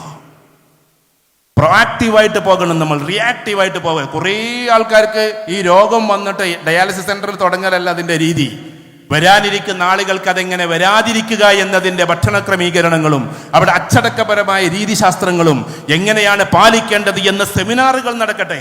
ആ സെമിനാറിൽ അറ്റൻഡ് ചെയ്തിട്ടുള്ള ആളുകളുടെ ജീവിതശൈലി മാറിയിട്ടെങ്കിലും വിധി എന്ന് പറഞ്ഞാൽ, അപ്പം നിങ്ങൾ വിചാരിക്കും അതൊക്കെ പടച്ചോന്റെ വിധി ഉണ്ടെങ്കിൽ നടക്കൂലേ? പടച്ചോന്റെ വിധി രണ്ടെണ്ണമാണ്, വളരെ ശ്രദ്ധിച്ച് കേൾക്കണം. ഒന്ന് ഖദ്റെ മജ്ബൂരി, മറ്റൊന്ന് ഖദ്റെ ഇഖ്തിയാരി. അത് നമ്മൾ തെറ്റരുതൊരിക്കലും. ഈ ബിൽഡിങ്ങിന്റെ മുകളിൽ കയറിയിട്ട് താഴോട്ട് ചാടിയിട്ട് ഞാൻ പറയാണ് ഇത് പടച്ചോന്റെ വിധിയാന്ന് പറഞ്ഞാൽ ഇറ്റ് ഈസ് സൂയിസൈഡ്, അത് ആത്മഹത്യയാണ്. അതിന് തെറ്റുണ്ട്, കുറ്റമുണ്ട്, ശിക്ഷയുണ്ട് പടച്ചോന്റെ അടുത്തുനിന്ന്. അങ്ങനെ ചാടാൻ പാടില്ല. ഇങ്ങനെ ഓടി വരുന്ന വണ്ടിയുടെ മുന്നിലേക്കാണ്ട് ചാടിയിട്ട് പടച്ചോന്റെ വിധിയാന്ന് പറഞ്ഞാൽ ആത്മഹത്യ ചെയ്യാൻ പാടുണ്ടോ? അതിന് തെറ്റുണ്ട്, കുറ്റമുണ്ട്, ശിക്ഷയുണ്ട് അള്ളാഹുവിന്റെ അടുക്കൽ നിന്ന്. അപ്പം മജ്ബൂരിയായിട്ട് വരുന്ന നമുക്ക് നിവൃത്തിയൊന്നുമില്ല. പക്ഷെ ഏറ്റവും കൂടുതൽ വിധി വരുന്നത് ഇഖ്തിയാറിലൂടെയാണ്. ഇഖ്തിയാർ തെരഞ്ഞെടുത്തിട്ടാണ്. അതുകൊണ്ട് തെരഞ്ഞെടുപ്പാണ് എന്ത്?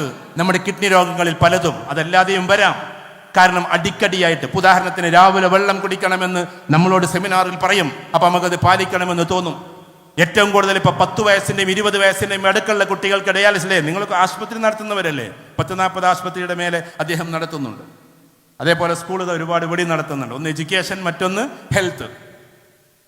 അപ്പൊ ഇതൊക്കെ നടത്തുമ്പോൾ നമുക്കറിയാം 20 വയസ്സിന് താഴെയുള്ള എത്രയോ ഡയാലിസിന്റെ കുട്ടികളാണ്. എന്താ കാരണം? നമ്മുടെ രക്ഷിതാക്കളുടെ ശ്രദ്ധയില്ലായ്മയാണ്, ഒരു പരിധിവരെ അതാണ്. പിന്നെയോ നമ്മൾ അറിയാണ്ട കുട്ടികൾക്ക് ഫാറ്റ് ലിവർ ഉണ്ടാക്കി കൊടുക്കുകയാണ്. ഒരു മുട്ടമാല ഉണ്ടാക്കും ഒരാൾക്ക് കഴിക്കാൻ, അതിൽ 11 മുടടും. പിന്നെ എങ്ങനെ ഫാറ്റ് ലിവർ വരാതിരിക്കുക? അപ്പൊ എങ്ങനെയാണ് ഭക്ഷണം ഉണ്ടാക്കേണ്ടത് എന്ന് കാസർകോട്ടുകാരെ ഭക്ഷണം എനിക്ക് ഭയങ്കര ഇഷ്ടമാണ്. ഇന്ന് കഴിക്കാനുള്ള വിധിയില്ല എന്നാണ് തോന്നുന്നത്. ഭയങ്കര ഇഷ്ടമാണ്. പക്ഷേ ഞാൻ സ്നേഹിച്ചുകൊണ്ട് പറയാട്ടോ, അല്ല ദേഷ്യപ്പെട്ടിട്ടല്ല. നിങ്ങൾ ടേസ്റ്റി ഫുഡിന്റെ ആളുകളാണ്, ഹെൽത്തി ഫുഡിന്റെ ആൾക്കാരല്ല. അങ്ങനെ പറയുമ്പോൾ നിങ്ങൾക്കൊന്നും തോന്നരുത്. ഞങ്ങളെ സ്നേഹിച്ചിട്ട് പറയണം, നിങ്ങൾ ടേസ്റ്റി ഫുഡിന്റെ ആളുകളാണ്, ഹെൽത്തി ഫുഡിന്റെ ആളുകളല്ല. അത് നമ്മൾ ടേസ്റ്റി ഫുഡ് ഉണ്ടാക്കിക്കോളൂ, അത് ഹെൽത്തി ഫുഡും കൂടിയാണ് നമ്മൾ തിരിച്ചറിയണം. എൻ്റെ ഒരു സുഹൃത്തിൻ്റെ ഹസൈനാണെന്ന് പറയും, ബ്രിട്ടീഷ് പൗരനാണ്, മീൻസ് അങ്ങനെ അവിടെ പാസ്പോർട്ടും കിട്ടി, അവിടുത്തെ പൗരത്വം കിട്ടി. ഞാൻ ഇങ്ങോട്ട് വരണമെങ്കിൽ ഇവിടുത്തെ ഇത് വേറെ വേണം. അങ്ങനെ മക്കളൊക്കെ അവിടെയാണ്. അദ്ദേഹം അവിടെ ക്രിയേറ്റീവ് ഷെഫാണ്. ഞാൻ അദ്ദേഹത്തോട് ചോദിച്ചു, KMCCന്റെ സെക്രട്ടറിയും കൂടിയുണ്ട്, അതും കൂടി പറഞ്ഞുതരാം. ബ്രിട്ടൻ KMCCയുടെയും ഓസ്ട്രേലിയൻ KMCCയുടെ ഒക്കെ പ്രധാനപ്പെട്ട സാരഥികളൊക്കെ എൻ്റെ വിദ്യാർത്ഥികളും കൂടിയാണ്. എൻ്റെ അടുത്ത് നിന്ന് MBA പഠിച്ചു പോയ കുട്ടികളാണ്. അപ്പോൾ ഞാൻ പറഞ്ഞു വരുന്നത്, സഫീർ ആകട്ടെ ബ്രിട്ടൻ KMCCയുടെ ഒക്കെ പ്രസിഡന്റും സെക്രട്ടറിയും. ഈ അസൈനാർ ഉണ്ടല്ലോ, ഇവൻ ക്രിയേറ്റീവ് ഷെഫാണ്. ഞാൻ ചോദിച്ചു, എങ്ങനെയൊക്കെ ഫുഡ് ഉണ്ടാക്കുക? നമ്മളെ നാട്ടിലത്തെ പോലെ എങ്ങനെയെങ്കിലും ഉണ്ടാക്കാൻ പോലെ ഹെൽത്ത് കോമ്പിനേഷൻ എന്ന് പറഞ്ഞ സാധനം ഉണ്ട്, അത് വെച്ചിട്ടേ ഉണ്ടാക്കാൻ പാടും. നമ്മൾ കോമ്പിനേഷൻ നോക്കാറുണ്ടോ? എൻ്റെ പ്രിയപ്പെട്ട രക്ഷിതാക്കളോട്, ഇവിടെ ഇരിക്കുന്ന ആളുകളോട്, നമ്മുടെ കുട്ടികളെ കൊലയ്ക്ക് കൊടുക്കല്ലേ. CS സെന്റർ നിങ്ങൾ തിരുവനന്തപുരത്ത് ഞാൻ അവിടെ പോയിട്ടുണ്ട് 2-3 ക്ലാസ്സുകൾ എടുക്കാൻ. മുന്നിലിങ്ങനെ ഒരു ദിവസം ഒരു ഉമ്മാമ ഒരു കുട്ടിയെയും കൊണ്ട് എൻ്റെ അടുത്ത് വന്നിട്ട്, ഉസ്താദെ ഈ കുട്ടിയൊന്ന് മരിച്ചു കിട്ടാൻ നിങ്ങൾ ദുആ ചെയ്യുമോ? ഞാനൊരു പ്രസംഗത്തിൽ പറഞ്ഞിട്ടുണ്ട്. അത് 7-8 വയസ്സായ കുട്ടിനെ പൊക്കിക്കൊണ്ടിരാണ്. എന്നിട്ട് പറയാണ്, ഈ കുട്ടിയൊന്ന് മരിച്ചു കിട്ടാൻ നിങ്ങൾ എന്തെങ്കിലും ഒന്ന് ചെയ്ത് ദുആ ചെയ്ത് തരുമെന്ന്. കാരണം പേരക്കിടാവൊന്ന് മരിച്ചു. എന്താ കാര്യം?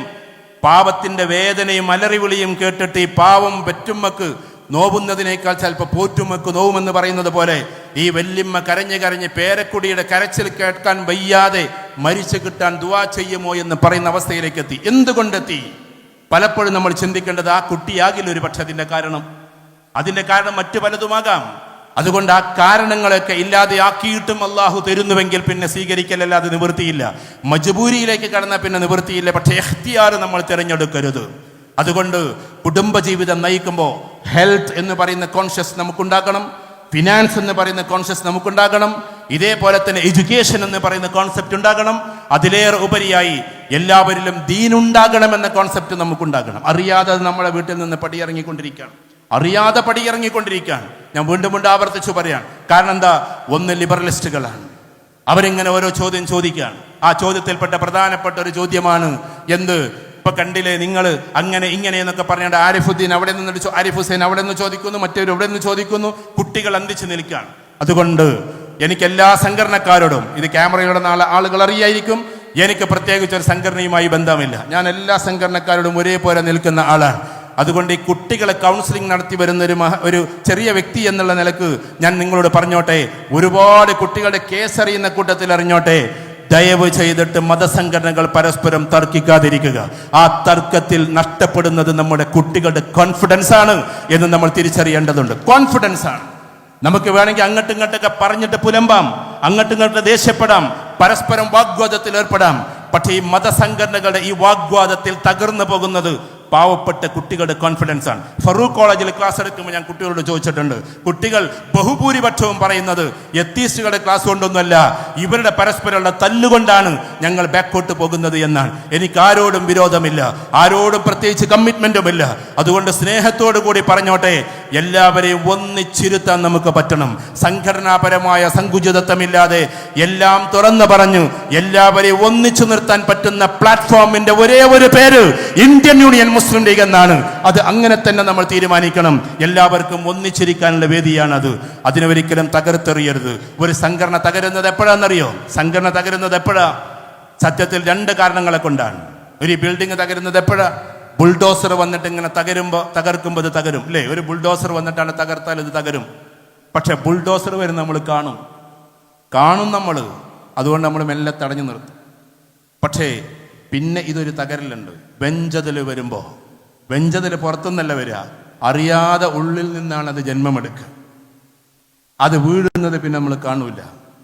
സിംബോളിക്കായിട്ട് പറഞ്ഞോട്ടെ, അതുകൊണ്ട് മുസ്ലിം ലീഗിൻ്റെയോ KMCCയുടെയോ വെഞ്ചതലായി നമ്മൾ മാറാതിരിക്കുക. ഉള്ളിൽ നിന്നിങ്ങനെ പൊങ്ങിയിട്ട് അവനൊന്ന് അടിച്ചിരുത്തണം, ഇവനൊന്ന് തകർത്തിരുത്തണം, വേറൊരു പാനൽ കൊണ്ടുവരണം, ഇങ്ങനെയൊക്കെ പറഞ്ഞുകൊണ്ട് അങ്ങോട്ടും ഇങ്ങോട്ടും ആക്കുമ്പോൾ അറിയാതെ വെഞ്ചതലാകും. മുസ്ലിം ലീഗ് എന്ന് പറയുന്ന മഹാപ്രസ്ഥാനം തകർത്തെറിയപ്പെടും. മുസ്ലിം ലീഗ് തകർന്ന് എന്തുണ്ടാകുക എന്നറിയോ? ഞാൻ അമിതമായിട്ട് പറയല്ല, ഒരു കാര്യം നിങ്ങൾ ഓർത്തു വെച്ചോളൂ.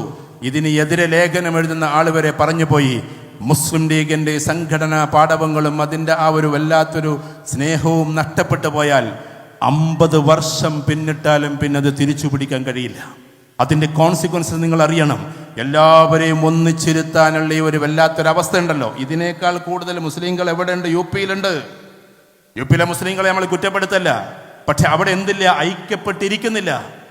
അവിടെ വ്യത്യസ്തമായി ഇരിക്കുകയാണ്. അവർക്ക് ഒന്നിക്കാൻ കഴിയുന്നില്ല, ഒന്നിപ്പിക്കാൻ സാധിക്കുന്നില്ല. ഇത് എത്രയോ വർഷങ്ങളായിട്ട് ഇരുന്നതാണ്. പിന്നെ നമ്മളൊക്കെ പല സംഘടനയിലും പ്രവർത്തിക്കുന്നവരായിരിക്കും. ആ സംഘടനക്കാരോടും കൂടി ഞാൻ പറയാം. എന്ന് വെച്ചാൽ ഇവിടെ നമ്മുടെ ഇത് എഴുതിയല്ലോ, നമ്മുടെ ഭരണഘടന എഴുതി. ലണ്ടൻ സ്കൂൾ ഓഫ് എക്കണോമിക്സിൽ നിന്ന് പഠനം കഴിഞ്ഞിട്ട് പ്രിയപ്പെട്ട നമ്മുടെ ഭരണകർത്താവ് അഥവാ ഭരണഘടനയുടെ ശില്പി എന്നറിയപ്പെടുന്ന അംബേദ്കർ അത് എഴുതിയപ്പോൾ എഴുതിയ കൂട്ടത്തിൽ ആ ചരിത്രം നിങ്ങൾ പഠിക്കണം. അവസാനം അതിനെങ്ങനെ വിശകലനം ചെയ്തപ്പോൾ പ്രൊപ്പഗേഷൻ എന്ന് പറയുന്ന പദത്തിൻ്റെ ഒരു കുറവുണ്ടായിരുന്നു. താടി നീട്ടി വെച്ചുകൊണ്ട്, ഒരു ജുബ്ബയും ഇട്ടിട്ട്, ഒരു നല്ലൊരു തുർക്കിത്തൊപ്പിയും വെച്ചിട്ട്, ഒരു പാവം മനുഷ്യനെന്ന് പ്രൊപ്പഗേഷൻ എന്ന് പറയുന്നൊരു വാക്ക് എന്ന് വെച്ചാൽ അതിനെ പ്രബോധനം ചെയ്യാനുള്ള അവകാശം കൂടി ഞങ്ങൾക്ക് തരണമെന്ന്. നമ്മുടെ കുടുംബത്തെ നല്ല രീതിയിൽ നിലനിർത്തണമെങ്കിൽ ഈ പാർട്ടി നിലനിൽക്കുക എന്ന് നിർബന്ധം. നിങ്ങൾ അറിയേണ്ട കാര്യം എന്തെന്ന് വെച്ചാൽ, വളർച്ച എന്ന് പറയുന്നത് വലിയ പ്രയാസമാണ്. തളർച്ച എന്ന് പറയുന്നത് ഒറ്റ നിമിഷം മതി. നിങ്ങളുടെ വീട്ടുമുറ്റത്ത് നിൽക്കുന്ന 30 വർഷം പഴക്കമുള്ള മാവ് വെട്ടാൻ ഇന്നത്തെ ആളുകൾക്കാകെ 1 മിനിറ്റ് മതി. ഒരു വാള് കൊണ്ടുവന്നിട്ട് അങ്ങോട്ട് അറുത്താൽ അത് കഴിഞ്ഞു. പക്ഷേ 30 വർഷത്തെ തിരിച്ചു പിടിക്കാൻ പിന്നെ നിങ്ങൾക്ക് കഴിയില്ല. ഇതേപോലെയാണ് ഒരു പാർട്ടി തകർന്നടിഞ്ഞു കഴിഞ്ഞാൽ പിന്നെ അതിനെ പൊക്കിക്കൊണ്ടുവരാൻ നമുക്ക് കഴിയില്ല. അതുകൊണ്ട് ഈ ഇരിക്കുന്ന നമ്മുടെ കുടുംബിനികളായ ആളുകൾ, നമ്മുടെ പ്രിയപ്പെട്ട യുവാക്കൾ, ഇവിടെയുള്ള വിദ്യാർത്ഥികൾ, ഭാവിയിലെ പഠിതാക്കളും ഒരുപാട് ഉയർന്നു പോകുന്ന ആളുകളും ചിന്തിക്കേണ്ടത്, പൊളിറ്റിക്സ് എന്ന് പറഞ്ഞാൽ മറ്റുള്ളവരെ പോലെ നമുക്കൊരു ഗെയിമല്ല. അത് നമ്മുടെ നിലനിൽപ്പിൻ്റെ കാര്യമാണ്, നമ്മുടെ സ്വന്തത്തിൻ്റെ കാര്യമാണ്. അവിടെ നമ്മുടെ വീടിൻ്റെ നിശ്ചലാവസ്ഥയിൽ നിന്ന് ചലനാവസ്ഥയിലേക്കുള്ള ഒരു വല്ലാത്തൊരു നീക്കുപോക്കാണ്. അതിൻ്റെ ഒരു ഭാഗമാണ് പറയുന്നത്, നമ്മുടെ കുട്ടികളെ നല്ല രൂപത്തിൽ ആക്കി മാറ്റുക. നമ്മുടെ കുട്ടികൾ ഗെയിമുകളെങ്ങാനും കളിക്കുന്നുവെങ്കിൽ പ്രിയപ്പെട്ട രക്ഷിതാക്കളോട് പറയാം, അവർക്ക് പല അസുഖങ്ങളും വന്നുകൊണ്ടിരിക്കുക. ഒന്ന് ഐ ഡ്രൈനസ്. ആശുപത്രി നടക്കുന്നവർക്കറിയാം, ഏറ്റവും കൂടുതൽ ഇനി വരാനിരിക്കുന്ന രോഗം ഐ ഡ്രൈനസ് ആണ്. എന്താണ്? കണ്ണ് വരണ്ടു പോവുക. കണ്ണിടക്കിടക്ക് സഞ്ചരിക്കേണ്ടതാ. 2.5 മണിക്കൂർ കുട്ടി ഇങ്ങനെ നോക്കിയിരിക്കുകയാണ്. അതിലിടക്ക് നെക്കൊക്കെ ഇങ്ങനെ ചരിച്ചിട്ടാണെങ്കിൽ അതിൻ്റെ പ്രശ്നങ്ങൾ വേറെ. ഇങ്ങനെ ഒരുപാട് ശാരീരിക പ്രശ്നം അതൊരു ഭാഗത്ത്, മാനസിക പ്രശ്നം വേറൊരു ഭാഗത്ത്. എന്താ മാനസിക പ്രശ്നം? കുട്ടി പിന്നെ അറിയാതെ ഇങ്ങനെ വെറുതെ, നിങ്ങൾ ചില കുട്ടികളൊക്കെ കണ്ടിട്ടില്ലേ, കുറേ കഴിഞ്ഞാൽ ഈ കുട്ടികൾ വെറുതെ ഉറക്കത്തിൽ തോണ്ടിക്കൊണ്ടിരിക്കും. കൈ ഇങ്ങനെ ആയിരിക്കുന്നതാണ് സൈക്കോളജിയിൽ. കൈ ഇങ്ങനെ ആയിരിക്കില്ല, കറക്റ്റാകില്ല, ഇങ്ങനെ തോണ്ടിക്കൊണ്ടിരിക്കും. കാരണം എന്താണെന്ന് വെച്ചാൽ അവർ അറിയാതെ ഒരു വൈകല്യത്തിലേക്ക് കടന്നു പോകും. അതുകൊണ്ട് സ്ക്രീൻ ടൈം അത് കുട്ടികൾക്ക് വളരെ നിർണിതമായിട്ടേ കൊടുക്കാവൂ. ഞാനിത് വെറുതെ പറയല്ല. ഇഷ്ടംപോലെ പഠനങ്ങൾ, ഇഷ്ടംപോലെ കുട്ടികളുടെ പ്രശ്നങ്ങൾ ഇത് നമ്മൾ നിരന്തരം കണ്ടുകൊണ്ടിരിക്കുക. അതുകൊണ്ട് കുട്ടികൾക്ക് പ്രധാനമായിട്ടും കൊടുക്കേണ്ടത് കൺസ്ട്രക്റ്റീവ് ഗെയിമാണ്. ഗെയിം കൊടുക്കുകയാണെങ്കിൽ തന്നെ ഡിസ്ട്രക്റ്റീവ് ഗെയിം കളിപ്പിക്കല്ലേ. അതിനെ പ്രൊമോട്ട് ചെയ്യുന്ന സിനിമകൾ പോലും ഇറങ്ങുന്നുണ്ട്. ഞാനിവിടെ സംസാരിച്ചു തോന്നുന്നുണ്ട് നേരത്തെ, അല്ലേ? ബസൂക്ക, ആ സിനിമയെ പറ്റി പറഞ്ഞില്ലേ, ഞാൻ സൂചിപ്പിച്ചോ അല്ലേ? അതിലിങ്ങനെ ചളി പുരണ്ടിട്ട് ഒരാൾ വരുന്നു. ഞാൻ സിനിമ കാണാറൊന്നുമില്ല കേട്ടോ. പിന്നെ ഇതെവിടെ നിങ്ങൾ കണ്ടെന്ന് ചോദിക്കും. കാരണം അത് റിലീസായ 3-ാമത്തെ ദിവസം നമ്മളെ ഇതിലെത്തുമല്ലോ സാധനത്തിൽ. ഐബൊമ്മ, നെറ്റ്ഫ്ലിക്സ്, കുട്ടികളതൊക്കെ നമുക്ക് പറഞ്ഞുതരാം. അപ്പം നമ്മളിതിനെ വിലയിരുത്തും. അപ്പം ആദ്യം ഒരു വലിയ വില്ലൻ വരുന്നു. ഇത് കുട്ടികളുടെ ഉള്ളിലേക്ക് എത്ര ഇറങ്ങണം നിങ്ങൾ നോക്കണം. ആദ്യം ഒരു വില്ലൻ വരുന്നു. ആ വില്ലൻ ചളിയിൽ ചവിട്ടിയിട്ട് ഇങ്ങനെ ആളുകളൊക്കെ ഗെയിം കളിപ്പിച്ചിട്ട് ഗെയിമിനെ അഡിക്റ്റാക്കി മാറ്റുന്ന ഒരു തീവ്രമായ ഒരു എതിരാളി. നമ്മളിങ്ങനെ പിന്നെ അതിൽ ഭരത് മമ്മൂട്ടിയെ കാണിക്കുമ്പോൾ അതിനൊക്കെ തകർത്തെറിയാൻ വേണ്ടി വരുന്ന ഒരാളായിട്ട് നമ്മളിങ്ങനെ കണ്ടുകൊണ്ടിരിക്കുകയാണ്. ഇയാൾ അവസാനം ഈ പേക്കൂത്തുകളെ മുഴുവൻ തകർത്തെറിയും. ഹീറോ ആയിട്ട് വന്നതല്ലേ. അതിലൊരു സ്പെഷ്യൽ ക്ലൈമാക്സ്, ആ സിനിമയ്ക്ക് അതന്നെയാണ് പേര്. എന്താണ് സ്പെഷ്യൽ ക്ലൈമാക്സ്? അത് ഇതായിരുന്നു. എന്ത്? അതിൽ ഹീറോ തന്നെയാണ് വില്ലൻ എന്നുള്ളതാണ്. അവസാനം വരുന്ന സമയത്ത് ഈ ഗെയിമൊക്കെ കളിപ്പിക്കുന്ന ആൾ മമ്മൂട്ടി തന്നെയാണ്. ബസൂക്ക മമ്മൂട്ടി തന്നെയാണ്. എനിക്ക് മൂപ്പരായിട്ട് വലിയ ബന്ധമൊന്നുമില്ലെങ്കിൽ ഞാനൊരു മെയിൽ അയച്ചിരുന്നു. ഇത് നിങ്ങൾ അഭിനയിക്കേണ്ടിരുന്ന സിനിമയല്ല, നമുക്കൊരു അഭിപ്രായം പറയാമല്ലോ. അദ്ദേഹം നല്ല അത്യാവശ്യം ചിന്തിക്കുന്ന ആളാണ്, ഒരുപാട് ഫോർവേഡായിട്ട് ചിന്തിക്കുന്ന ആളാണ്. ഞാൻ അദ്ദേഹത്തെ കുറ്റപ്പെടുത്തല്ല, അദ്ദേഹത്തിൻ്റെ ആ ഫീൽഡിനെ ന്യായീകരിക്കുക അങ്ങനെയൊന്നുമല്ല. പക്ഷേ നമ്മൾ ചിന്തിക്കേണ്ട ഒരു കാര്യം, ചിലപ്പോൾ അറിയാതെ പോലും ഇത്തരം തീമിലേക്ക് അവർ അഭിനയിച്ചു പോവാൻ, അതിനെ സ്പോൺസർ ചെയ്യാൻ വേണ്ടി വരെ ആളുകളാണ്. കാരണം ഒരു ദൃശ്യം അത് പ്രധാനപ്പെട്ട ആളുകളെ കൊണ്ട് ചെയ്യിപ്പിക്കുമ്പോൾ 1000 പുസ്തകങ്ങൾ വായിക്കുന്നതിനേക്കാൾ ശക്തമായിരിക്കും ഒരൊറ്റ ദൃശ്യം എന്ന് പറഞ്ഞാൽ. അങ്ങനെ പോകുന്ന ഒരു ഭാഗത്ത്. അതുകൊണ്ട് നമ്മുടെ കുട്ടികളെ കൊണ്ട് ഗെയിം കളിപ്പിക്കുമ്പോൾ ഞാൻ ആവർത്തിച്ച് പറയാം, എന്തുകൊണ്ടാണ് UK ഇത് നിരോധിക്കുന്നത്? 18 വയസ്സ് കഴിഞ്ഞാലല്ലാതെ അത് പാടില്ല ഇത് പാടില്ല എന്നാണ് UK നിരോധിക്കുന്നു. കേരളക്കാർക്ക് ഇപ്പോൾ ഇത് മനസ്സിലായിട്ടൊന്നുമില്ല. ജർമ്മനിയിൽ നിരോധനം, അതേപോലെ തന്നെ ചൈനയിൽ ഒട്ടുമിക്ക സാധനങ്ങളും നിരോധനം. കാരണം ആളുകൾ പ്രൊഡക്റ്റീവ് ആകില്ല എന്ന് പറഞ്ഞിട്ട്. നെഗറ്റീവ് ഗെയിം കളിക്കാൻ ചൈനയിൽ സമ്മതിക്കുന്നില്ല എന്ന്. കാരണം ചൈന കുട്ടികൾ പ്രൊഡക്റ്റീവ് ആവില്ല എന്ന് അവർ പറയുന്നു. കാരണം ആളുകൾ പ്രൊഡക്റ്റീവ് ആകണമെങ്കിൽ കൺസ്ട്രക്റ്റീവ് ഗെയിമിലേക്ക് കടക്കണം. ഇപ്പം എന്നാൽ എൻ്റെ മോന് ഇരുന്നിട്ടുണ്ട് ഒരു ഗെയിം കളിക്കണം. ഞാൻ കണ്ടിട്ട് നല്ല സന്തോഷത്തോടു കൂടിയാണ് ഷെയ്ക്കാൻ്റെ ഒക്കെ കൊടുത്ത് മുത്തൊക്കെ കൊടുത്ത് വേണമെങ്കിൽ പൈസയും തരാമെന്ന് പറയും. അപ്പം എന്താ? റീകൺസ്ട്രക്ഷൻസ് ഓഫ് ദുബായ്. ദുബായിയുടെ ബുർജ് ഖലീഫ അവിടുന്ന് കൊണ്ടുപോയി അബുദാബി കൊണ്ടുപോണ്. അബുദാബിൻ്റെ 4 പ്രധാനപ്പെട്ട റോഡിന് ദുബായിലേക്ക് കൊണ്ടുവരുന്നത്. എങ്ങനെ നോക്കിയിട്ട് 18 ദിവസമായിട്ടും അവന് ദുബായ് റീകൺസ്ട്രക്ട് ചെയ്യാൻ പറ്റണ്ട. പക്ഷെ ആ ഒരു പ്രവൃത്തി ചെയ്യുന്നതിൻ്റെ പേരിൽ ഒരു കുട്ടിയുടെ ബുദ്ധിശക്തി വികസിക്കാനുണ്ട്. ആ പ്രദേശത്തെ കുറിച്ചിട്ടും എന്ത് നടക്കും എന്ത് നടക്കില്ല, അങ്ങനത്തെ ഗെയിം ഉണ്ടല്ലോ. എന്തുകൊണ്ട് നമ്മുടെ കുട്ടികൾ അത് കളിക്കുന്നില്ല? ലാംഗ്വേജ് ഫാന്റാസ്റ്റിക് ആയിട്ട് പഠിക്കാനുള്ള എത്രയോ പിന്നെ സിസ്റ്റങ്ങളില്ലേ. ഇപ്പം നമ്മളൊക്കെ പണ്ടൊക്കെ ഐ ആം കമ്മിങ് ഫ്രം എന്ന് തന്നെ പറഞ്ഞിരുന്നത്. അത് മൊത്തത്തിൽ തെറ്റാണെന്നുള്ളത് ഇപ്പം അടുത്ത കാലത്ത് പറയാൻ തുടങ്ങിയില്ലേ. പണ്ടേ പറയാറുണ്ട്. ആർ യു ഫ്രം എന്ന് ചോദിക്കുമ്പോൾ I am coming from Kerala എന്നൊക്കെ പറയും. അപ്പം ബ്രിട്ടീഷുകാർ ചോദിക്കുന്ന ചോദ്യം, why you are using ING form here because you are sitting in front of me or standing in front of me. ഇപ്പം നീ എൻ്റെ മുമ്പിൽ ഇരുന്നുകൊണ്ടിരിക്കുക, പിന്നെ എന്തിനാ ING ഫോം ഉപയോഗിക്കുന്നത്? നമ്മളെ പഴയ ടീച്ചേഴ്സ് ഇപ്പോഴും പഠിപ്പിച്ചുകൊണ്ടിരിക്കുന്നത് ഇങ്ങനെ not only but also either nor neither nor as soon as as much as as far as interrogative affirmative എന്നൊക്കെ. ഇതൊന്നും വേണ്ടാന്നല്ല. അതിനേക്കാളൊക്കെ ഈസി ആയിട്ട് ലാംഗ്വേജ് ഒറ്റ മാസം കൊണ്ട് പഠിപ്പിക്കുന്ന AI ഇറങ്ങിയിരിക്കുന്നു. ആ AI പെട്ടെന്ന് ഒറ്റ മാസം കൊണ്ട് നിങ്ങൾക്ക് ലാംഗ്വേജ് പഠിക്കണം. ഞാൻ ഒരുപാട് കുട്ടികൾക്ക് നിർദ്ദേശിച്ചിട്ട് എനിക്കതിൻ്റെ സെൻറ്ററൊന്നും ഇല്ല കേട്ടോ. അവരങ്ങനെ ഒരുപാട് പഠിച്ച കുട്ടികളെ എനിക്കറിയാം.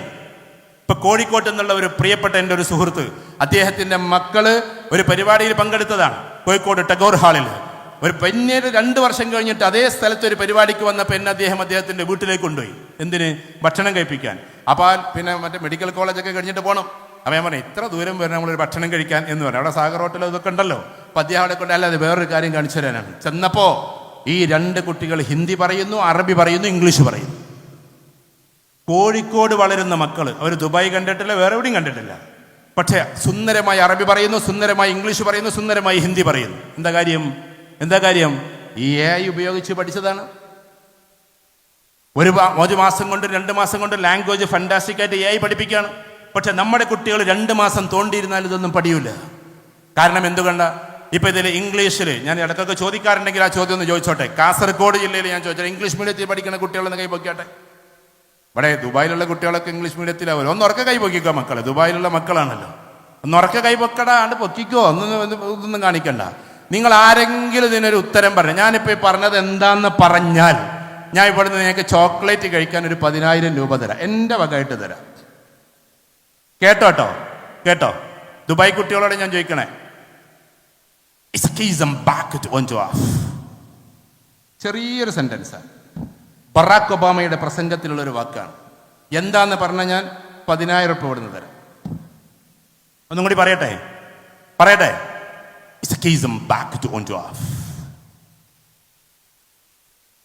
ചെറിയ സെന്റൻസാണ്, ഒരു ഫ്രേസാണ്. ഇനി കുട്ടികളെല്ലാം ഭയങ്കര ഇംഗ്ലീഷ് അറിയണ ഏതെങ്കിലും മുതിർന്നവരുണ്ടെങ്കിലും പറഞ്ഞാൽ ഈ നേതാക്കന്മാർ പറയണ്ട.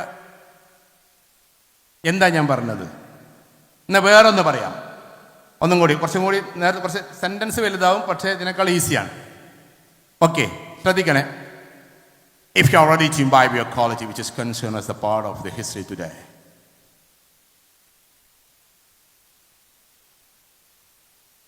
ഇതിന് 25,000 രൂപയാണ് ഞാൻ തരാന്ന് പറഞ്ഞാൽ തരും. ഈ സദസ്സിന്ന് ഒരാൾ പറഞ്ഞാൽ ഞാനിപ്പോൾ ഗൂഗിൾ പേ ചെയ്ത് തരും. ഇവിടുന്ന് തരും ഞാൻ. നേതാക്കന്മാർ പറയരുതേ, അവരൊക്കെ ഒരുപാട് എക്സ്പീരിയൻസ് ഉള്ള ആൾക്കാരായിരുന്നു. കുട്ടിയൊക്കെ പറയാം, ബാക്കിലിരിക്കുന്ന എന്നെ പോലത്തെ സാധാരണക്കാർക്ക് പറയാം. ഒന്നും കൂടി പറയട്ടെ. If you are ready to imbibe your quality which is concerned as the part of the history today.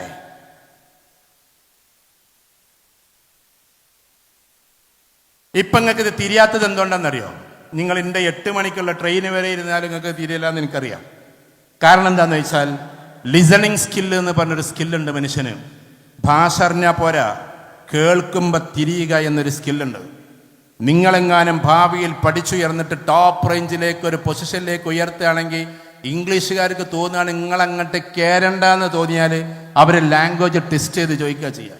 ഇപ്പം നിങ്ങൾക്ക് 25,000 നഷ്ടപ്പെട്ടതുപോലെ ഭാവിയിൽ 2.5 കോടിയും 25 കോടിയും 250 കോടിയും ഒരു പക്ഷേ ലാംഗ്വേജ് കേട്ടിട്ട് തിരിയാത്തതിൻ്റെ പേരിൽ നിങ്ങൾക്ക് നഷ്ടപ്പെടും. ഞാൻ ഉറപ്പിച്ചു പറയുന്നു. കാരണം എഡ്യൂക്കേഷൻ എന്ന് പറഞ്ഞുള്ള സ്കിൽസാണ്. ഒരു മനുഷ്യനെ ഒരാൾ പറയുന്നതിന് listening, speaking, reading and writing, ഈ ഒരു രീതിയിലൂടെ നമ്മൾ പഠിച്ചു മുന്നോട്ട് പോകലാണ്. അത് ദുബായിൽ പഠിച്ചതുകൊണ്ടോ ഇവൻ UK പഠിച്ചതുകൊണ്ടോ ഒന്നും കാര്യമില്ല. അത് നമ്മൾ കേട്ടുകൊണ്ടേയിരിക്കണം. അതിന് നിങ്ങളുടെ കയ്യിലുള്ള ഈ മൊബൈൽ മതിയെന്ന്. ഞാൻ ആദ്യത്തെ പറഞ്ഞ ഇസക്കിസം back to on to off എന്നുള്ള വാക്ക് 7ഓളം തവണ ബറാക്ക് ഒബാമ ആദ്യമായി പ്രസിഡന്റ് ആകുമ്പോൾ ആ പ്രസിഡന്റ്ഷിപ്പിൽ നിന്നുകൊണ്ടുള്ള ആദ്യത്തെ പ്രസംഗത്തിൽ 7 തവണ പറഞ്ഞ വാക്കാണ് ഞാൻ നിങ്ങളോട് പറഞ്ഞത്. ഒറ്റ പ്രാവശ്യം പോലും ബറാക്ക് ഒബാമയുടെ പ്രസംഗം കേൾക്കാത്ത നിങ്ങൾ പിന്നെ എങ്ങനെയാണ് അതിന് മറുപടി പറയുക? ഞാൻ കുട്ടികളോട് ചോദിക്കണം. അപ്പൊ ബറാക്ക് ഒബാമയുടെ പ്രസംഗം നിങ്ങൾ കേൾക്കണമെന്ന് ചോദിക്കും. മാർട്ടിൻ ലൂതർ കിങ് കഴിഞ്ഞാൽ അമേരിക്കൻ പ്രസിഡന്റുമാരിലെ ഏറ്റവും വലിയ പ്രഭാഷകനാണ് ബറാക്ക് ഒബാമ. മറ്റതൊക്കെ റിയൽ എസ്റ്റേറ്റുകാരനാണ്. ഇപ്പോഴുള്ള ആളൊക്കെ ഭൂമി കച്ചവടത്തിലൂടെ അങ്ങനെ കയറി വന്ന ആളാണ്. ബറാക്ക് ഒബാമ ഒരു നല്ലൊരു പ്രസിഡന്റാണ്. അദ്ദേഹത്തിന്റെ പ്രസിഡന്റ് വാക്കിൽ ഇതുണ്ട്, ടൈറ്റിൽ എഴുതി കാണിക്കുന്നുണ്ട്. ഇപ്പൊ എന്തുകൊണ്ട് നഷ്ടപ്പെട്ടത് 25,000 വലിയ പുല്ലുവിലക്കായിരിക്കും. പക്ഷേ ഇതേപോലെ വലിയ നഷ്ടങ്ങൾ നമുക്ക് വരും.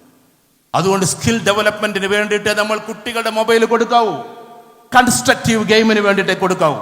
കാർട്ടൂണ് കുട്ടികൾ കാണുകയാണെങ്കിൽ പോലും ലാംഗ്വേജ് മാറ്റിയിട്ടേ കൊടുക്കാവൂ. കുട്ടികൾക്ക് ഇംഗ്ലീഷ് അറിയാം, അറബി അറിയില്ല എന്ന് വിചാരിച്ചു അറബി കാർട്ടൂൺ കൊടുത്തോ നിങ്ങൾ? ഇനി അറബിയും ഇംഗ്ലീഷും അറിയാം, അപ്പൊ ഹിന്ദി കാർട്ടൂൺ കൊടുത്തോ നിങ്ങൾ? ഇങ്ങനെ വ്യത്യസ്തമായ നമ്മൾ സപ്തഭൂമി അല്ലേ, എന്താ സപ്തഭാഷാ സംഗമ ഭൂമി എന്നാ പറയാ. എല്ലാ ഭാഷ അറിയാം എന്നാ ഒന്നും അറിയില്ല എന്നുള്ളിടത്താണ് നമ്മൾ എന്താക്കുന്നത്. അങ്ങനെ തന്നെയല്ലേ? എനിക്ക് പോണട്ടോ, നിങ്ങൾ ഇവിടുന്ന് പറഞ്ഞേക്കൂലേ? എല്ലാ ഭാഷയും നമുക്കറിയാം, പക്ഷെ കൃത്യമായിട്ട് അറിയില്ല. ഇനി നമ്മുടെ തലമുറ അതൊന്നും പോരാ, അതിൻ്റെ അപ്പുറത്തേക്ക് കടക്കട്ടെ. എൻ്റെ കാസർകോട്ടുകാരെ ഇനിയും ഉയർന്നുയർന്ന് വരട്ടെ. കാരണം ഒരു വേള മുന്നോട്ട് പോകുന്ന സമയത്ത് ഈ കേരളക്കരയിൽ ഏറ്റവും അജയ്യമായി ശക്തവാന്മാരായി എടാ എന്ന് ചോദിക്കുമ്പോൾ പോടാ എന്ന് പറയാനുള്ള ശക്തിയുണ്ടല്ലോ, മൂല്യത്തോടെ തിരിച്ചു പറയാൻ, ഡയർ ടു സേ നോ എന്ന് പറയാൻ, ഞങ്ങൾക്കതിന് സാധിക്കില്ലെന്ന് പറയാൻ നമ്പർ 1 ജില്ലയായി ഞാൻ കാണുന്ന ജില്ല അത് കാസർഗോഡിന്റെ ജില്ലയാണ്. അതുകൊണ്ട് കാസർഗോഡ് ജില്ലക്കാർ അതിന്റെ ആ ഉശിര് കാണിക്കണം. എങ്ങനെ കാണിക്കണം എന്നറിയോ? ബുദ്ധിപരമായിട്ട് കാണിക്കണം. ആ കാണിക്കലിന്റെ ഭാഗമായി നമ്മുടെ വീട്ടിലുണ്ടാകേണ്ടത് ഊഷ്മളമായ സ്നേഹമാണ്. ബാങ്ക് കൊടുക്കുന്നത് കൊണ്ട് ഞാൻ നിസ്കരിക്കാൻ വേണ്ടി നിർത്തുന്നു. ഇവിടെയുള്ള ഊഷ്മളമായ സ്നേഹം എന്ന് പറഞ്ഞാൽ ഏറ്റവും ചുരുങ്ങിയത്, നിങ്ങൾ വിവാദം പറയാന്ന് പറയണ്ട, എന്നാലും പറഞ്ഞോട്ടെ, 5 യാത്രയെങ്കിലും പോകണമെന്നാണ് ഞാൻ പറയാം. 5 യാത്ര. ലത്തീഫ് സാ എന്നോട് ദേഷ്യം തോന്നരുത് കേട്ടോ, മൂപ്പര് വന്നിട്ട് ആകതാക്കുന്നുണ്ടല്ലോ, മൂപ്പരെ ചെയ്യുന്ന ഒരാളാണ്. 1 മക്കളോടൊപ്പം ഫാമിലി എന്ത് യാത്ര, ഫാമിലിയോടൊപ്പമുള്ളൊരു ട്രാവൽ, കുട്ടികളോടൊപ്പം നല്ല രസകരമായ ടൂറ്. അത് കൊല്ലത്തിൽ 2 പ്രാവശ്യമെങ്കിലും നടത്തണം എന്ന് ഞാൻ പറയാം. അപ്പം നിങ്ങളറിയാതെ ഞങ്ങൾ മാസം മാസം നടത്തലുണ്ട്, അത് മറ്റുള്ള നടത്താത്തത് കൊണ്ടാണ്. 2ാമത്തെ യാത്ര ശ്രദ്ധിക്കണേ. 2ാമത്തെ യാത്ര എൻ്റെ പ്രവാസികളോട് പറയാണ്, കപ്പിൾസ് ജേണി. മക്കളെ വീട്ടിലാക്കിയിട്ട് അല്ലെങ്കിൽ അനിയത്തിയുടെ വീട്ടിലാക്കിയിട്ട് ഭാര്യനേറ്റ് മാത്രം ഒരു യാത്ര. പെണ്ണുങ്ങളൊക്കെ ഇരുന്ന് ചിരിക്കുകയാണ്, അതൊന്നും ഇവിടെ നടക്കൂല സാറേ എന്നുള്ളതാണ്. കപ്പിൾസ് ജേണി എന്ത് രസമെന്നറിയോ, അടിപൊളിയാണ്. എന്നിട്ട് മഴയത്ത് പോയി നിൽക്കുക, കുന്നിൻ്റെ മുകളിൽ പോയി നിൽക്കുക, പണ്ട് നിക്കാഹ് കഴിഞ്ഞതൊക്കെ പറയാം, അവിടുന്ന് പിന്നെ തിരക്കൂടരുത്. എന്നിട്ട് എന്തൊക്കെ റൊമാൻറ്റിക്കായിട്ട് ഇതാക്കി. ഇത് റസൂലുള്ളാഹി ചെയ്തതാണ്, ഞാൻ വെറുതെ പറയുന്നതല്ല. റസൂലുള്ളാഹി സ്വല്ലല്ലാഹു അലൈഹി വസല്ലം ആയിഷ ബീവിയെയും കൊണ്ടുപോയി, അപ്പോൾ ഉണ്ടല്ലോ ഹസൻ ഹുസൈൻ റളിയല്ലാഹു തആല ഒക്കെ വീട്ടില്. എന്നിട്ട് ആരെയും കൂട്ടാതെ പോയി ഓട്ട മത്സരം നടത്തി. ഭാര്യമാരോടൊപ്പം നമ്മൾ മാത്രം യാത്ര ചെയ്യണം, ഇത് റസൂലുള്ളാഹിയുടെ സുന്നത്താണ്. പക്ഷെ കപ്പിൾസ് ജേണി നമ്മൾ നടത്താറില്ല. മക്കളെയും കൊണ്ട് പോകുമ്പോൾ ഇവിടെ എല്ലാവരും കൂടി ഇരിക്കുന്നതുകൊണ്ട് അധികം പറയും, നമുക്ക് റൊമാൻസ് വരില്ല. കാരണം താറാവ് കുട്ടികളെ കൊണ്ട് നടക്കണ മാതിരി ഇവരെവിടെയെങ്കിലും പോവില്ല എന്നുള്ള, കുട്ടികളെ മാത്രം നോക്കിയിട്ടാണ് നമ്മൾ നടത്തുക. ആ നടത്തല്ല നല്ലത്. അതുകൊണ്ട് കുട്ടികളെ വീട്ടിലാക്കിയിട്ട് നമ്മൾ ഒറ്റയ്ക്കുള്ള യാത്രയുണ്ട്, ആ യാത്രയ്ക്ക് പേര് കൊടുക്കുന്നു കപ്പിൾസ് ജേണി എന്ന്. അത് നമ്മൾ നടത്തേണ്ടതെന്നാണ്. മറ്റൊന്ന് ഫ്രണ്ട്സ് ജേണി. ഈ KMCC-ക്കാരെ കൊണ്ട് വലിയ ഇടങ്ങറായി എന്ന് നിങ്ങൾ പറയും ചിലപ്പോൾ. ഗൾഫിലൊക്കെ പരിപാടി നടത്തുന്ന സമയത്ത് അവരെ കിട്ടലില്ല, എന്നും KMCC. ദുബായിലെ KMCC-യുടെ ആൾക്കാർ, പ്രത്യേകിച്ച് സ്ത്രീകളൊക്കെ എന്നോട് പറഞ്ഞു, സാറേ നിങ്ങൾ വരുന്നത് നമുക്ക് ഇഷ്ടമാണ്, കാരണം നിങ്ങൾ വരുമ്പോൾ ഞങ്ങളെയും കൂടി വിളിക്കും, കുടുംബ ക്ലാസ് ആവും. പാർട്ടി പരിപാടി മാത്രമാകുമ്പോൾ ഞങ്ങൾക്ക് ഭയങ്കര ദേഷ്യം, ആകെ ഒരു വെള്ളിയാഴ്ച ശനിയാഴ്ച ഞായറാഴ്ച ഉണ്ടാവുള്ളൂ, അത് ഫുള്ള് പാർട്ടി പരിപാടി എന്നായി. പക്ഷേ നിങ്ങൾ ഓർക്കണം, ബാഫക്കി തങ്ങൾ പറയുന്നുണ്ട്, എന്നിൽ നിന്ന് എന്തെങ്കിലും ഒരു നന്മ നിങ്ങൾ കാണുന്നുവെങ്കിൽ ഓർത്തു വെച്ചോളൂ, എൻ്റെ പ്രിയപ്പെട്ട ബീവിയാണ് അതിൻ്റെ കാരണമെന്ന്. പ്രിയപ്പെട്ട ശിഹാബ് തങ്ങൾ പറയുന്നുണ്ട്, ശിഹാബ് തങ്ങളുടെ ഭാര്യ വഫാത്താകുന്ന അദ്ദേഹം അമേരിക്കയിലുള്ള സമയത്താണ്. മുനവ്വർ തങ്ങളോട് ചോദിച്ചാൽ അറിയാം, അദ്ദേഹം അന്ന് കൂടെയുള്ളത്. അവിടുന്ന് ഉമ്മ മരിച്ചത് പറഞ്ഞില്ല, ഇപ്പൊക്കെ സങ്കടാവണ്ടെന്ന് വിചാരിച്ചിട്ട് അങ്ങനെ അവിടുന്ന് അങ്ങനെ പോന്നിട്ട് കോഴിക്കോട് നിന്ന് എയർപോർട്ടിലേക്ക് ഇറങ്ങി അമേരിക്കയിൽ നിന്ന് എത്തിയിട്ട് ഇങ്ങനെ വരുമ്പോൾ മോനോട് ചോദിച്ച ആദ്യത്തെ ചോദ്യം, ഉമ്മാൻ്റെ മയ്യത്തെപ്പോഴാണ് എടുക്കുക എന്നാണ്. ഒരിക്കലും പറഞ്ഞിട്ടില്ല, പക്ഷേ ആത്മബന്ധത്തിന്റെ കൊളുത്തിവെക്കലുണ്ടല്ലോ. പ്രിയപ്പെട്ട മുഹമ്മദ് അലി ശിഹാബ് തങ്ങളും പ്രിയപ്പെട്ട ബാഫക്കി തങ്ങളുടെ പ്രിയപ്പെട്ട മകളാണ് സഹധർമ്മിണി. അതുകൊണ്ട് അവരുടെ തമ്മിലുള്ള സ്നേഹത്തിന്റെ പേരിലാണ്. ശിഹാബ് തങ്ങൾ എത്രയോ പറയുന്നത് ഞാൻ കേട്ടിട്ടുണ്ട്, എൻ്റെ മുറ്റം നിറഞ്ഞു നിൽക്കുമ്പോൾ, ആൾക്കാർ ഓടി വരുമ്പോൾ, ആൾക്കാർ പാതിരാവ് വരെ എന്നെ നിർത്തുമ്പോൾ, എൻ്റെ സമാധാനം മുഴുവനും എൻ്റെ ബീവിയാണ് എന്ന് പ്രിയപ്പെട്ട തങ്ങൾ പറയുന്നത് നമ്മൾ കേട്ടിട്ടുണ്ട്. അതുകൊണ്ട് KMCC-ക്കാർ അതിൻ്റെ വർക്കിന് വേണ്ടി നടക്കുമ്പോൾ അതൊരു പാർട്ടിക്ക് വേണ്ടിയല്ല, പാവപ്പെട്ട ഏതൊക്കെയോ വീടുകളിൽ കനൽ പൊന്താനാണ്, അടുപ്പ് പുകയാനാണ് എന്ന് നിങ്ങൾ തീരുമാനിക്കണം. പാവപ്പെട്ട KMCC-ക്കാർ വർക്ക് ചെയ്യുമ്പോൾ ഏതോ പാവപ്പെട്ട വീടിൽ കുട്ടികൾ പഠിക്കാൻ വേണ്ടിയിട്ടാണ് എന്ന് നിങ്ങൾ തീരുമാനിക്കണം. എല്ലാ ദിവസമൊന്നുമല്ല, അവരെ KMCC-യുടെ വർക്കിന് വേണ്ടി വിട്ടുകൊടുക്കുന്ന ജൈത്രയാത്രയിൽ ഒരു പങ്കാളിയായി നിങ്ങളും ഉണ്ടാകണം. തടസ്സങ്ങൾ നിർത്താനല്ല, അവരെയെല്ലാം വിട്ടിട്ട് നിങ്ങൾ പോയിട്ട് സമാധാനമായിട്ട് വരൂ എന്ന് ഈ KMCC-ക്കാരെ ഉത്തേജിപ്പിച്ച് വിടേണ്ടുന്ന പ്രിയപ്പെട്ട റാണി ലക്ഷ്മിഭായികളാണ് നിങ്ങൾ ഓരോരുത്തരും എന്ന് നമ്മൾ പറയുകയാണ്. ഞാൻ ഇവർക്ക് വേണ്ടി സംസാരിക്കല്ല. എത്രയോ KMCC-ക്കാർ പറയാറുണ്ട്, സാറേ KMCC-യിലല്ല വർക്കൊക്കെ ചെയ്യണമെന്നുണ്ട്, പക്ഷെ ഗൾഫിൽ ഇങ്ങനെ നിൽക്കുമ്പോൾ ഭാര്യ കണ്ട് ചെല്ലുമ്പോൾ പറയും, ഞായറാഴ്ച ആയിരുന്നു, നിങ്ങൾ എവിടെ ഇരുന്നു, നിങ്ങളുണ്ട്, ഒരു KMCC ഉണ്ട് എന്നൊക്കെ പറയും. അങ്ങനെ KMCC എന്ന് പറഞ്ഞാൽ രാവിലെയിൽ എഴുന്നേൽപ്പിച്ച് മദ്രസ പോടാ എന്ന് കുട്ടികളോട് പറഞ്ഞിട്ട് മദ്രസയെ ദേഷ്യപ്പെടുന്ന കുട്ടിയെ പോലെ KMCC എന്ന് കേൾക്കുമ്പോഴേക്ക് ഭർത്താവ് പോയി ഞങ്ങളോട് ദേഷ്യപ്പെടുന്ന ആളായി മാറി എന്ന അവസ്ഥയിലേക്ക് പോയിരിക്കുകയാണ്. അതുകൊണ്ട് ഇതൊരു പടനിലമാണ്, KMCC ഒരു പടനിലമാണ്. ആ പടനിലത്തിൽ സ്നേഹപൂർവ്വം നിങ്ങൾ ഉണ്ടാകണം. ഇതോടൊപ്പം അവസാനിപ്പിച്ചു കൊള്ളട്ടെ, നിങ്ങൾ പരസ്പരം നല്ല സഹധർമ്മിണികളായി കഴിയുമ്പോൾ നമ്മുടെ മക്കൾ വഴിപെട്ട് പോകുന്നു എന്നുള്ള ഒരു റീഡിംഗ് നമ്മൾ നടത്താൻ ഇവിടെയുള്ളവരാരും പോകില്ല. പക്ഷേ അതിൻ്റെ കാരണങ്ങൾ പലതാണ്. അതിലൊന്ന് ഞാൻ പറഞ്ഞു, ലിബറലിസം വരുന്നു, എത്തീസം കടന്നു വരുന്നു, ഡിങ്കോയിസം കടന്നു വരുന്നു. നിങ്ങളുടെ കാസർഗോഡ് ജില്ലയിലും ഡിങ്കോയിസത്തിൻ്റെ ക്ലബ്ബുണ്ട് എന്ന് നിങ്ങൾ തിരിച്ചറിയണം. അതിൽ അംഗങ്ങൾ കൂടി വരുന്നു എന്ന് നിങ്ങൾ തിരിച്ചറിയണം. ഞങ്ങളുടെ മലപ്പുറത്തിൻ്റെ കോട്ടക്കലും പുത്തനത്താണിയിലും ഉണ്ട് എന്ന് ഞങ്ങളും തിരിച്ചറിയണം. ഇതൊക്കെ വരാതിരിക്കണമെങ്കിൽ ഏറ്റവും ശക്തമായ മൂല്യത്തോടെ ഇവരെ കൊണ്ടുപോകാൻ നമുക്കൊരു പടനിലമുണ്ട്. ഒന്ന് നമ്മുടെ മതപരമായ മൂല്യബോധവും, മറ്റൊന്ന് നമ്മുടെ ഈ പൊളിറ്റിക്കൽ സ്ട്രെങ്തുമാണ്. ഏതൊരു ഉശിരോട് കൂടിയിട്ടാണോ നാളെയുടെ ലോകത്തിൽ നമ്മൾ ഉയർത്തെഴുന്നേറ്റ് നിൽക്കേണ്ടത്, ആ ഉശിരിന്റെ പേരാണ് KMCC എന്ന് നമ്മൾ തിരിച്ചറിയണം. വീട്ടിൽ സ്നേഹം പരസ്പരം കൊണ്ടു നടക്കണം, മക്കളെ ഉന്നതമായ അവസ്ഥയിൽ പഠിപ്പിച്ചുയർത്തണം.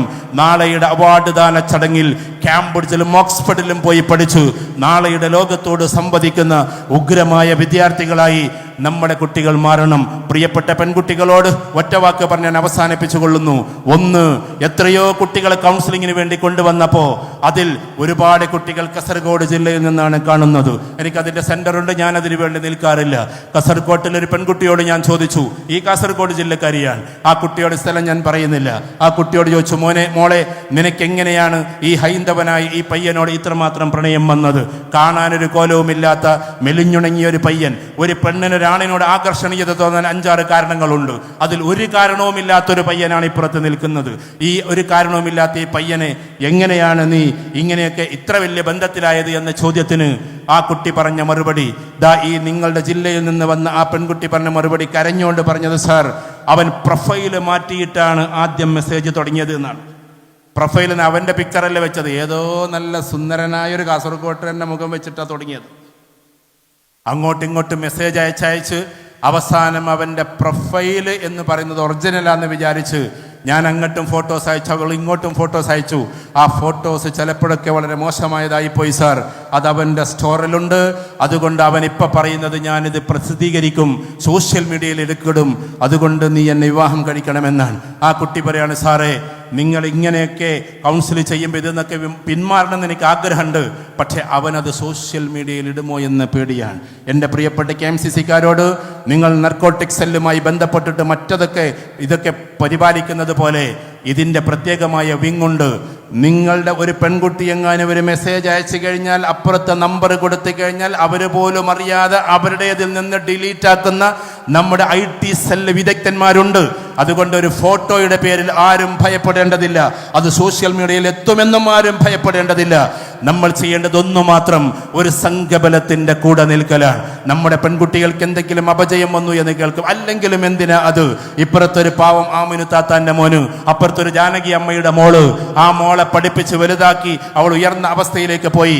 എന്തിനാണ് ആ കുട്ടിയെ, ആ പെൺകുട്ടിയെ നമ്മൾ വലിച്ചഴിച്ചു കൊണ്ടുവന്ന് ജൗജിഹാദ് എന്ന പേരിടുന്നത്?